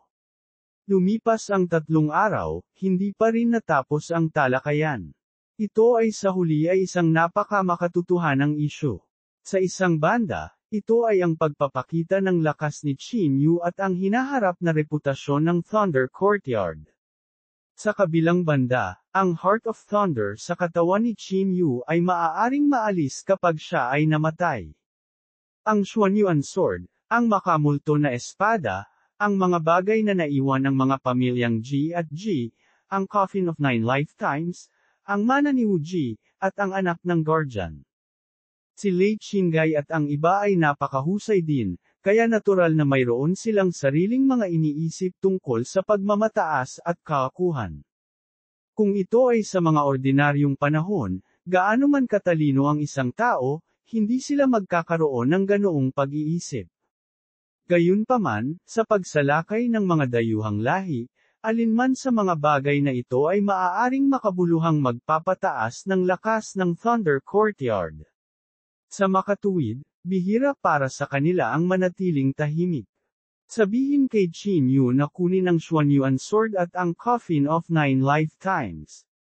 Nakuha na niya ang mana ng Immortal Emperor ng ating Thunder Courtyard. Ang dalawang bagay na ito ay kapalit. Mahinang sabi ni Lei Qinggai pagkatapos ng mahabang katahimikan. Sa sandaling magsalita siya, ibig sabihin ay determinado na siya. Maging si Hua Chenjia ay hindi nang ahas na magsalita, natatakot na ang kanyang panganay na kapatid ay makaramdam ng pagkasuklam. Nagkatinginan sina Lei Xin at Flower Granny at nakahinga ng maluwag. Bagamat hindi ito kasing perpekto gaya ng kanilang naisip, ang kinalabasan na ito ay itinuturing na hindi masama. Papuntahin si Qin Yu sa Flower Peak ngayon. Nagpadala ang Flower Granny ng voice transmission para ipatawag ang isang alagad ng Flower Peak. Lihim niyang inutusan siya na ipaliwanag ng maaga kay Qin Yu ang sitwasyon kung sakaling mahirap tanggapin si Qin Yu, or a Naira o Bitcoin S. Pupunta ako dyan. Hindi na kailangang dumaan sa sobrang gulo. Sa napakalaking sound wave, umalis na si Hua Jikong na parang isang stream ng liwanag. Boom! Qin Yu, lumabas ka! Bigla siyang lumitaw sa Demon Slaying Peak sa gitna ng napakalaking chi energy. Hindi na siya nag-abalang ipaalam sa kanila ang pagdating niya. Agad niyang ginamit ang sound roaring technique para ikalat ito sa buong Demon Slaying Peak. Pub Future Ads. Ang ilang mga disipulo na naglilinang ay biglang naapektuhan ng napakalaking sound roaring technique na ito. Marami ang biglang nakaramdam ng chi. Ang enerhiya sa kanilang katawan ay nagugulo at nagluwa ng dugo. Ang ilang mga magsasaka ay naapektuhan pa ng dagandong na ito habang naiintindihan ng dagat ng mga patakaran. Ang kanilang divine senses ay biglang nahulog sa walang hangganang dagat ng path of heaven at hindi na makabalik.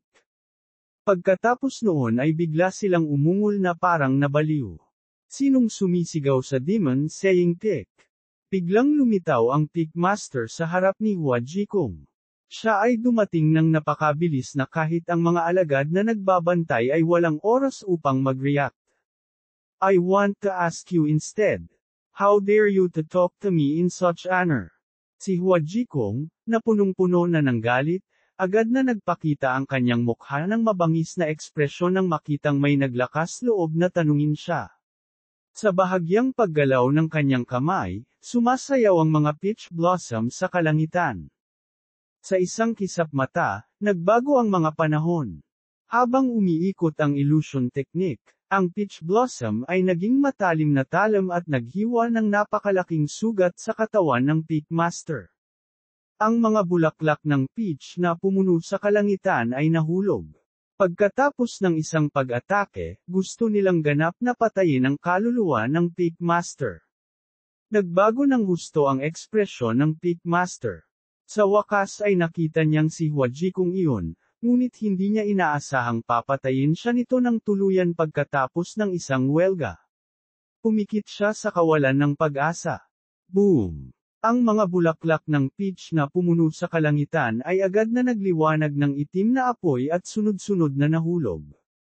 Ang tanawin ng mga peach blossom sa buong pamumulaklak sa panahon ng Spring Festival ay biglang nawala. Lumitaw si Qin Yu sa harap ng Peak Master at mahinang nagsalita. Martial Uncle, gabi na kayo pumunta dito. Anong problema? I really don't know how a bastard like you can survive until now. Sabi ni Hua Jikong na may malamig na ngiti. Walang tao sa paligid kaya tamad siyang kumilos. Qin Yu, ayos lang ako. Hindi ko nakita si Martial Uncle na ngayon lang dumating, kaya ang hindi pagkakaunawaan. Nagmamadaling nagpaliwanag ang Peak Master, natatakot na sumabog si Qin Yu. Wala pang sinasabi si Martial Uncle. Inabot ni Qin Yu ang Peak Master ng Sacred Spirit Peel at tumango sa kanya. Siyempre, may sasabihin ako sa'yo. Sumama ka agad. Nang makita ang ugali ni Qin Yu, hindi siya makahanap ng dahilan para maggulo. Hindi nagtagal ay dumating na ang dalawa sa flower pick. Nang makitang dumating si Qin Yu sa flower pick, agad na sinabi ni Flower Nani kay Qin Yu ang tungkol sa diskusyon na kakatapos lang nilang mataktika. Naikuyom ni Qin Yu ang kanyang mga kamao. Naramdaman niya ang isang surge of energy na pumupuno sa kanyang dibdib na parabang sisabog na ito anumang oras. Mula nang bumalik ang mga ninunong ito, naisip niya na siya ay naging mapagpakumbaba hanggang sa sukdulan. Hindi niya inaasahan na paulit-ulit siyang pipilitin ng mga ito.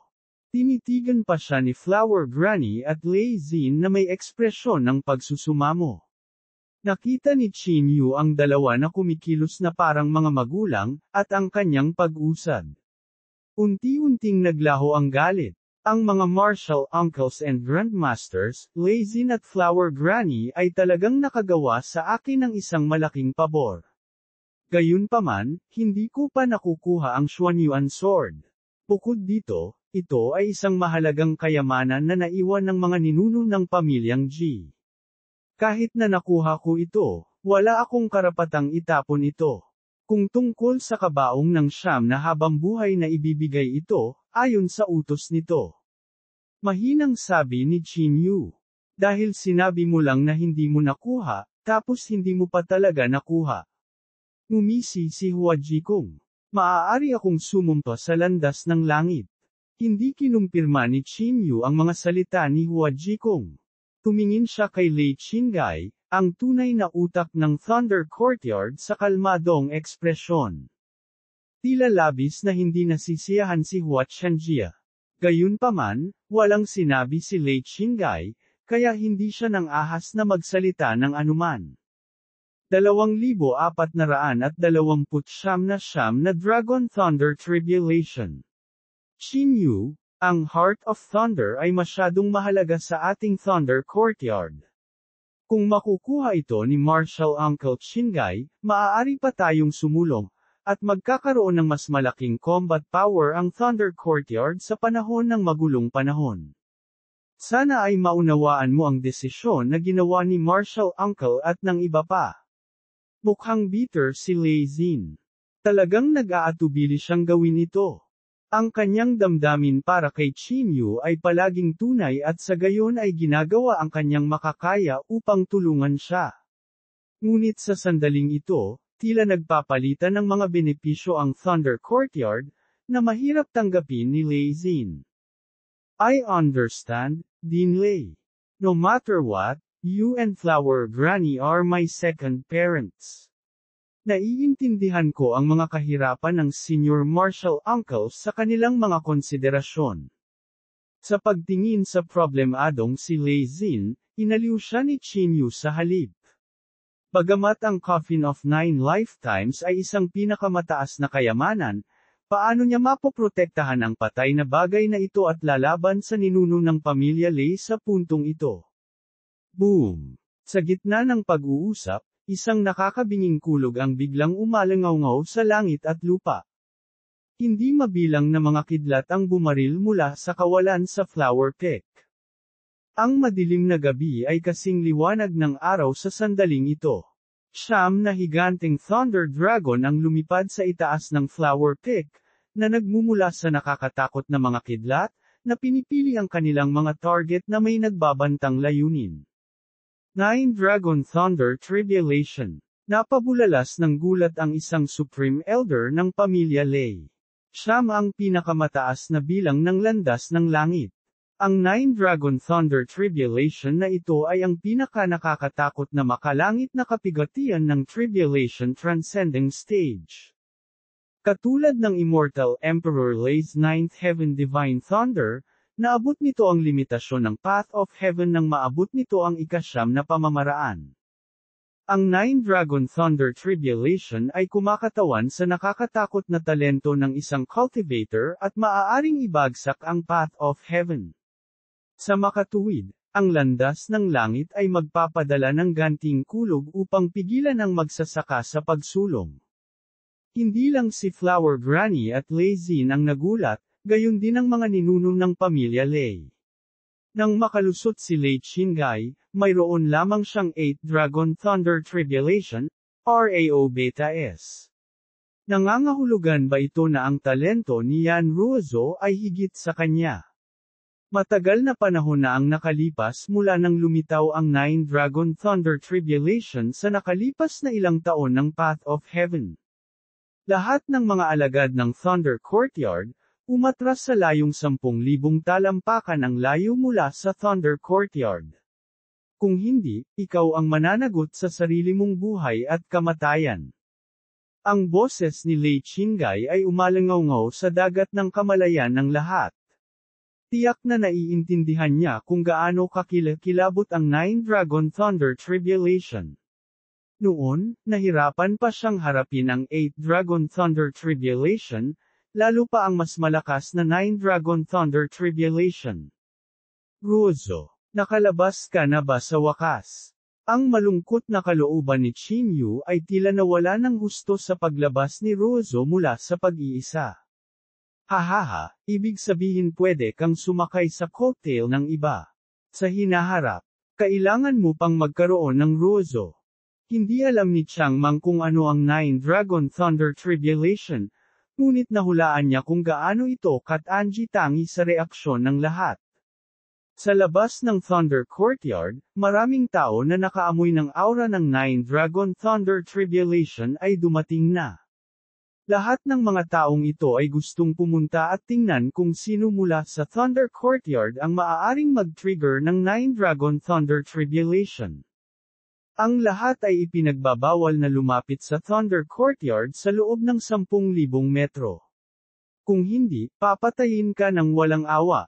Hawak ang celestial artifact, ang Thunder Staff. Si Lei Xin ay nakatayo sa hangin na parang Diyos ng Thunder. Sa pamilya yan na 10,000 milya ang layo, tinitigan ni Yan Tianxi ang kapangyarihan ng pagdurusa ng kulog na may masalimuot na ekspresyon at bamantong hininga ng hindi maipaliwanag. Ang ganyang henyo ay itinulak palayo ng pamilya yan ng ganun-ganun lang. It's the bloodline of immortal Emperor Tianming. No wonder she has such terrifying talent.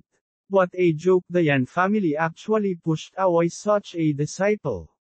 Ipinaliwanag ni Flower Granny ang sitwasyon ni Yan Rozo ng detalyado. Ang mga mata ni Hua Chenjia ay kumislap na may kislap na liwanag na parang may plano siya. Sa sandaling ito, dahan-daang lumutang ang katawan ni Yan Rozo, at isang Snow White light ang bumalot sa kanya. Sa ilalim ng liwanag ng kidlat, nagkaroon siya ng kakaibang kagandahan. Pop Future Ads. Sa kanyang matikas na figure at magandang mukha, nakakasilaw siya bilang isang diwata. Maraming tao ang may paghanga sa kanilang mga mukha. Maging ang mga magsasaka na nabuhay ng mahabang panahon ay may nagniningas na mga ilaw sa kanilang mga mata. Para sa mga magsasaka, mas mataas ang antas ng kanilang paglilinang, mas mahaba ang kanilang mabubuhay. Sa makatuwid, ang edad ay karaniwang hindi problema para sa kasamang Dao. Ang babaeng ito ay tunay na nagpapalabas ng kaakit-akit na alindog. Lumapit si Hua Jikong sa tabi ng kanyang ina, ang kanyang mukha ay nagpapakita ng isang panatikong liwanag, ang mga mata ay parang lobo sa init. Bahagyang tumanggo si Hua Chenjia. Naiintindihan niya ang kaisipan ng kanyang anak. Kung ito ay nasa pamilyang yan, talagang imposible para kay Hua Jikong na makuha si Yan Rozo gamit ang kanyang talento. Gayunpaman, ito ay Thunder Courtyard. Si Rozo at Qin Yu ay childhood sweethearts. Nagkakilala ang dalawa bago sila tumuntong sa landas ng cultivation. Pagkatapos ng seclusion na ito, balak namin ni Lei Xin na magsagawa ng seremonya ng kasal. Pareho silang mga panloob na disipulo ng aming Thunder Courtyard. Nagkataon na mas malapit kami. Napansin ni Flower Granny ang ekspresyon ni Hua Jikong at bahagyang sumimangot, ipinaalala sa kanila ang relasyon ni Rozo at Qin Yu. Xiaohua, nagkakamali ka. Ang pagsasanib ng Dao ng isang magsasaka ay kailangang sumunod sa kalooban ng langit upang mas maunawaan ang landas ng langit. Hindi ito kinasasangkutan ng makamundong emosyon at pag-iibigan. Kung hindi, paanong ang sangkatauhan ay palaging nakatayo sa tuktok ng universo? Sumimangot si Hua Chenjia at pinigilan si Flower Granny na magpatuloy. Paano may kukumpara ang bloodline ng Immortal Emperor Lei sa mga ordinaryong bloodline? Kung siya at si Qin Yu, hindi ba sayang ang ganoong nakakatakot na talento at bloodline? Ang mga sulok ng bibig ni Hua Jikong ay gamulong sa isang masamang ngiti.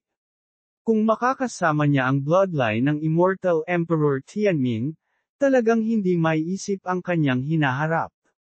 Siya ay isinilang sa kasalukuyang landas ng langit at nasa Tribulation Transcending Stage na. Ang kanyang talento ay itinuturing din na top-notch. Ngayon, tila may nakatakdang kaayusan ng hindi alam para sa kanya na pumailang lang sa langit sa hinaharap. FCQ, hindi ka ba nakakaintindi ng human language? Asawa siya ng Kuya Qin Yu ko. Anong pinagsasabi mo? Galit na galit si Chiang Mang, hindi na niya napigilan ang kanyang galit. How dare you? Malamig na sabi ni Hua Jikong. Ang kanyang palad ay parang kulog at akmang sasampalin sa mukha ni Chiang Mang. Sampal. Eksaktong hinawakan ni Qin Yu ang palso ng kanyang braso, na kasing bilis ng kidlat, at tinitigan siya ng walang ekspresyon. How bastos! Ilang ninuno ng pamilya Lei ang malapit ng umatake. Gayunpaman, sa sandaling ito, ang Nine Dragon Thunder Tribulation ay biglang nagsanib at tumama sa ulo ni Yanruzo. Agad na naakit ang lahat sa napakalaking tunog ng kulog. Sa gitna ng napakalaking kulog, ang tunog ng hindi mabilang na pagkabasag ng salamin ay sumabog. Kahit na ang lupa 10,000 metro ang layo ay tumagilid ng 12 degree sa isang iglap. Ang lakas ng pagyanig ay nagpangit pa sa lupa. Sa sandaling ito, narinig ng buong Holy Region ang nakakabinging tunog ng kulog. Ang dambuhalang Thunder Dragon ay biglang tumama sa katawan ni Yanruzo. Sa isang iglap, ang nakasisilaw na kidlat ay naging dahilan upang hindi makatingin ng diretsyo dito. Sumilip man ng bahagya ang kapangyarihan ng kaluluwa, agad itong natabunan ng kumakalat na kulog, na umaabot sa tunay na katawan. Pagkatapos nito, ang buong kaluluwa ay direktang naging abo na lumilipad. Halos 12 ng mga magsasaka na hindi alam kung ano ang mabuti para sa kanila ay namatay kaagad sa isang iglap. Ang Nine Dragon Thunder Tribulation ay tumagal lamang ng ilang sandali bago ito tuluyang nawala. Nang mawala ang kidlat, ang mahabang damit ni Yanruzo ay pumutok sa hangin, at damapo siya sa tuktok ng flower pick na parang isang diwata. Sa sandaling makita niya si Qin Yu, agad siyang nagpakita ng masayang ngiti. Lumakad siya pasulong, at agad na nagbago ang espasyo sa paligid niya. Siya ay nagpakita sa harap ni Qin Yu. Ang paggamit ng kanyang katawan bilang puwang para magbukas ng 9 na siwang ay talagang nakakatakot. Paulit-ulit siyang pinuri ni Lei Qinggai. Sa sandaling ito, ang katawan ni Yanruzo ay nagbukas na ng sarili niyang espasyo, ganap na hinihigop ang kapangyarihan ng Nine Dragon Thunder Tribulation sa kanyang katawan. Ang nakakatakot na kapangyarihang ito ay maaaring dahan-daang pinuhin ang katawan at kaluluwa at mahihigop ng dahan-dahan. Noon, ang kanyang ruta ay nakikipaglaban sa 8 dragon. Nakipaglaban siya sa Thunder Tribulation gamit ang kapangyarihan ng kanyang Thunder Body. Ngunit kumpara kay Yanruzo, ang kanyang mga pamamaraan ay mas nakakatakot. Isa itong pamamaraan na mauunawaan lamang kapag naabot ng isa ang soul statue reaching the bottoms. Sa madaling salita, pagkatapos na makalusot si Yanruzo, ang kanyang kaluluwa ay nakapasok na sa dagat ng kalawakan at nakamit ang lakas ng Tribulation 3rd level. Kung siya ay gumawa ng isa pang hakbang pasulong, maaari niyang direktang paikutan ang trono ng dagat ng kalawakan. Kamangha-manghang, tulad ng inaasahan ng aking asawa. Nagulat si Qin Yu at inabot niya ang kamay ni Yanruzo. Namula si Yanruzo. Ngayon lang niya napagtanto ang napakaraming tao sa paligid. Flower Granny, Dean Lei. Yumuko siya sa dalawa. Ruzo, ito ang martial uncle ko. Matatawag mo siyang senior martial uncle Chenjia. Mahinang sabi ni Flower Granny. Mahusay. Gaya ng inaasahan sa inapo ni Immortal Emperor Tianming. Sa gayong siksik na kapangyarihan sa linya ng dugo, tiyak na tatayo ka sa tuktok ng sangkatauhan sa hinaharap. Ngumiti si Hua Chenjia na parang namumukadkad na bulaklak na parang nakatitig sa kanyang manugang. Senior Martial Uncle, nambobola ako. Ngayon, sumama ka sa akin sa flower cake. May sasabihin ako sa iyo. Anak ko ito, si Chenjia. Dapat magkasing edad lang kayong dalawa. Mas makikilala niyo pa ang isa't isa sa hinaharap. Sa sandaling ito, itinapon niya sa likod ng kanyang isipan ang Coffin of 9 Lifetimes at Evil Eye. Kung makakasama ni Yanruzo ang bloodline ng pamilya Lei, ang pamilya Lei ay nakatakdang tumayo sa tuktok ng sangkatauhan sa hinaharap. Kahit na ito ay isang patak lamang ng asensya ng dugo ay maaaring makatulong kay Lei Qinggai na umunlad. Senior Martial Uncle, matagal na akong nag-retreat. Gusto kong makipag-usap ng matagal kay Qin Yu ngayong gabi. Direktang tinanggihan siya ni Yanruzo. Junior Sister Ruzo, hindi na kailangang mag-alala. Nakalusot ka lang, at matutulungan ka ni Senior Brother na malutas ang maraming problema sa Tribulation Transcending Stage. Sa ganitong paraan, mapapatatag mo ang iyong cultivation realm sa hinaharap. Nagkataon na nakapag-research din ako sa Way of Spatial Rules, at maaari kong talakayin ito kay Sister Ruozo. Tumawa ng malakas si Huajikong. Tama, Ruozo.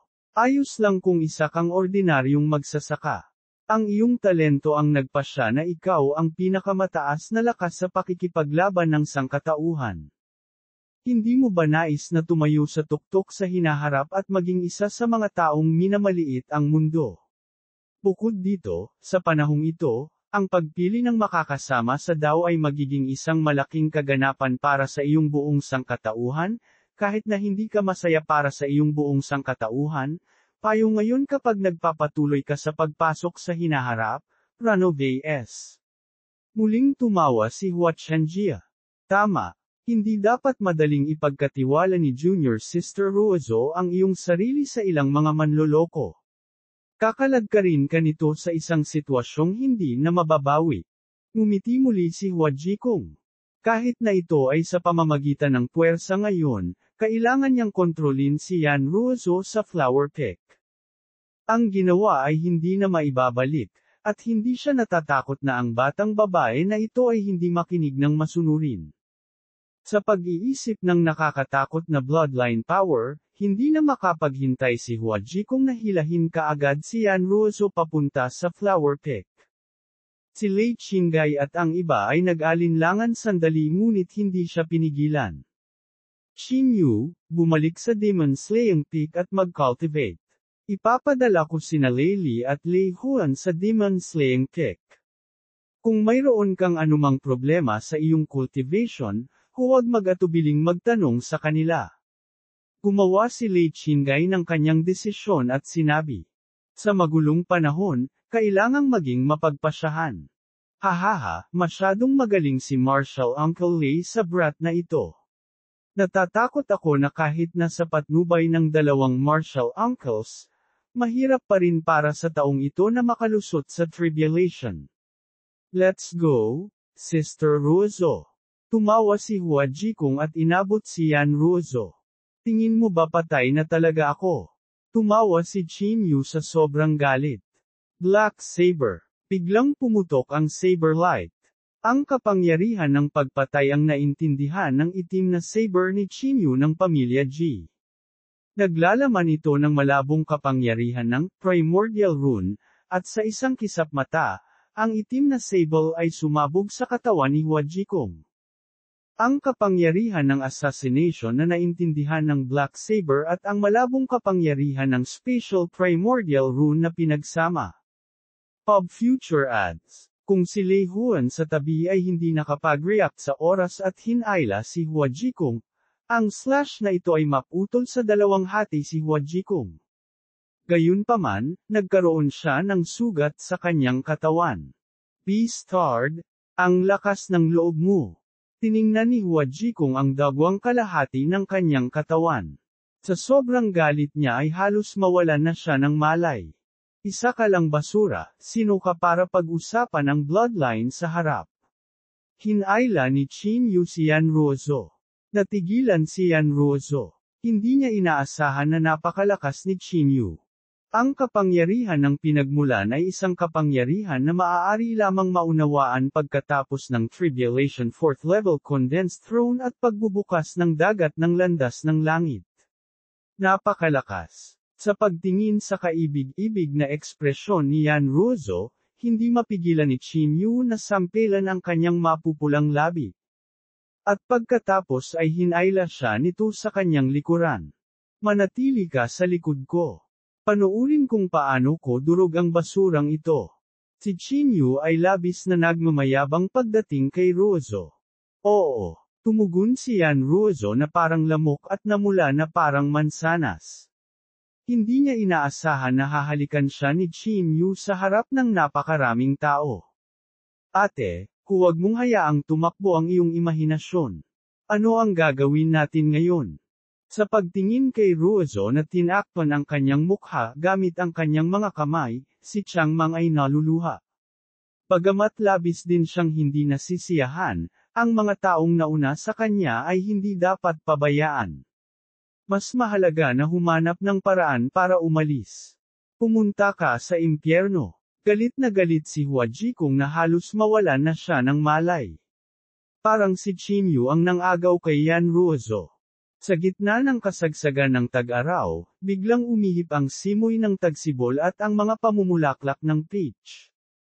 Ang lahat ng mga peach blossom sa kalangitan ay biglang naging pinakanakamamatay na layunin ng pagpatay. Sa dagat ng bulaklak ng Path of Heaven, nilamon ng napakalaking soul statue ang nakatatakot na kapangyarihan ng mga panuntunan at agad na lumusot sa mundong ito ng peach blossom. Kaagad, iba't ibang ilusyon ang lumitaw sa isipan ni Chinyu na parang gusto nilang maapektuhan siya at patayin siya ng tahimik. Ang ilusyon na ito ay hindi lamang makakaapekto sa akin. Sa iyong sisi technique, ano ang magagawa mo kung tumayo ako at hahayaan kang gawin ang gusto mo? Si Chinyu ay tumawa ng baliw, at binitawan niya ang kanyang mga kamay. Nililigawan mo si kamatayan, Beastard. Ang walang hanggan na mga bulaklak ng peach ay agad na naging walang hangganang layunin ng pagpatay at umatake mula sa lahat ng direksyon tulad ng mga banal na sandata. Ang walang limitasyong kapangyarihan ng peach blossom ay tumama sa katawan ni Chinyu nang wala pang isang hininga. Ang nakakatakot na pagyanig ay nagdulot ng paglipad ng buhangin at mga bato sa paligid ng panlabas na bahagi ng Thunder Courtyard. Ito lang. Di man sisi hindi man lang masira ang balat ko, at bloodline ang sinasabi mo. Dahan-daang lumabas si Chinyu mula sa walang hangganang usok at alikabok. Ang liwanag ng salamin ay kumikislap sa kanyang katawan. Tinapot niya ang alikabok sa kanyang katawan at naglakad palabas na may mahinang ngiti. Wag mo nga akong tawaging sisi. Biglang dumura si Hua Jikong ng isang subo ng dugo. Itinuro niya si Chinyu gamit ang nanginginig na mga daliri. Bamantong hininga si Lei Qinggai at ang iba pa. Labis silang hindi nasiyahan sa kanyang pagganap. Bakit pakiramdam ko ay mas lalo pang mapagmataas si Chinyu ngayon? Napatulala si Chang Mang. Siguro dahil pinuprotektahan ng matandang inahin ang kanyang mga sisiw.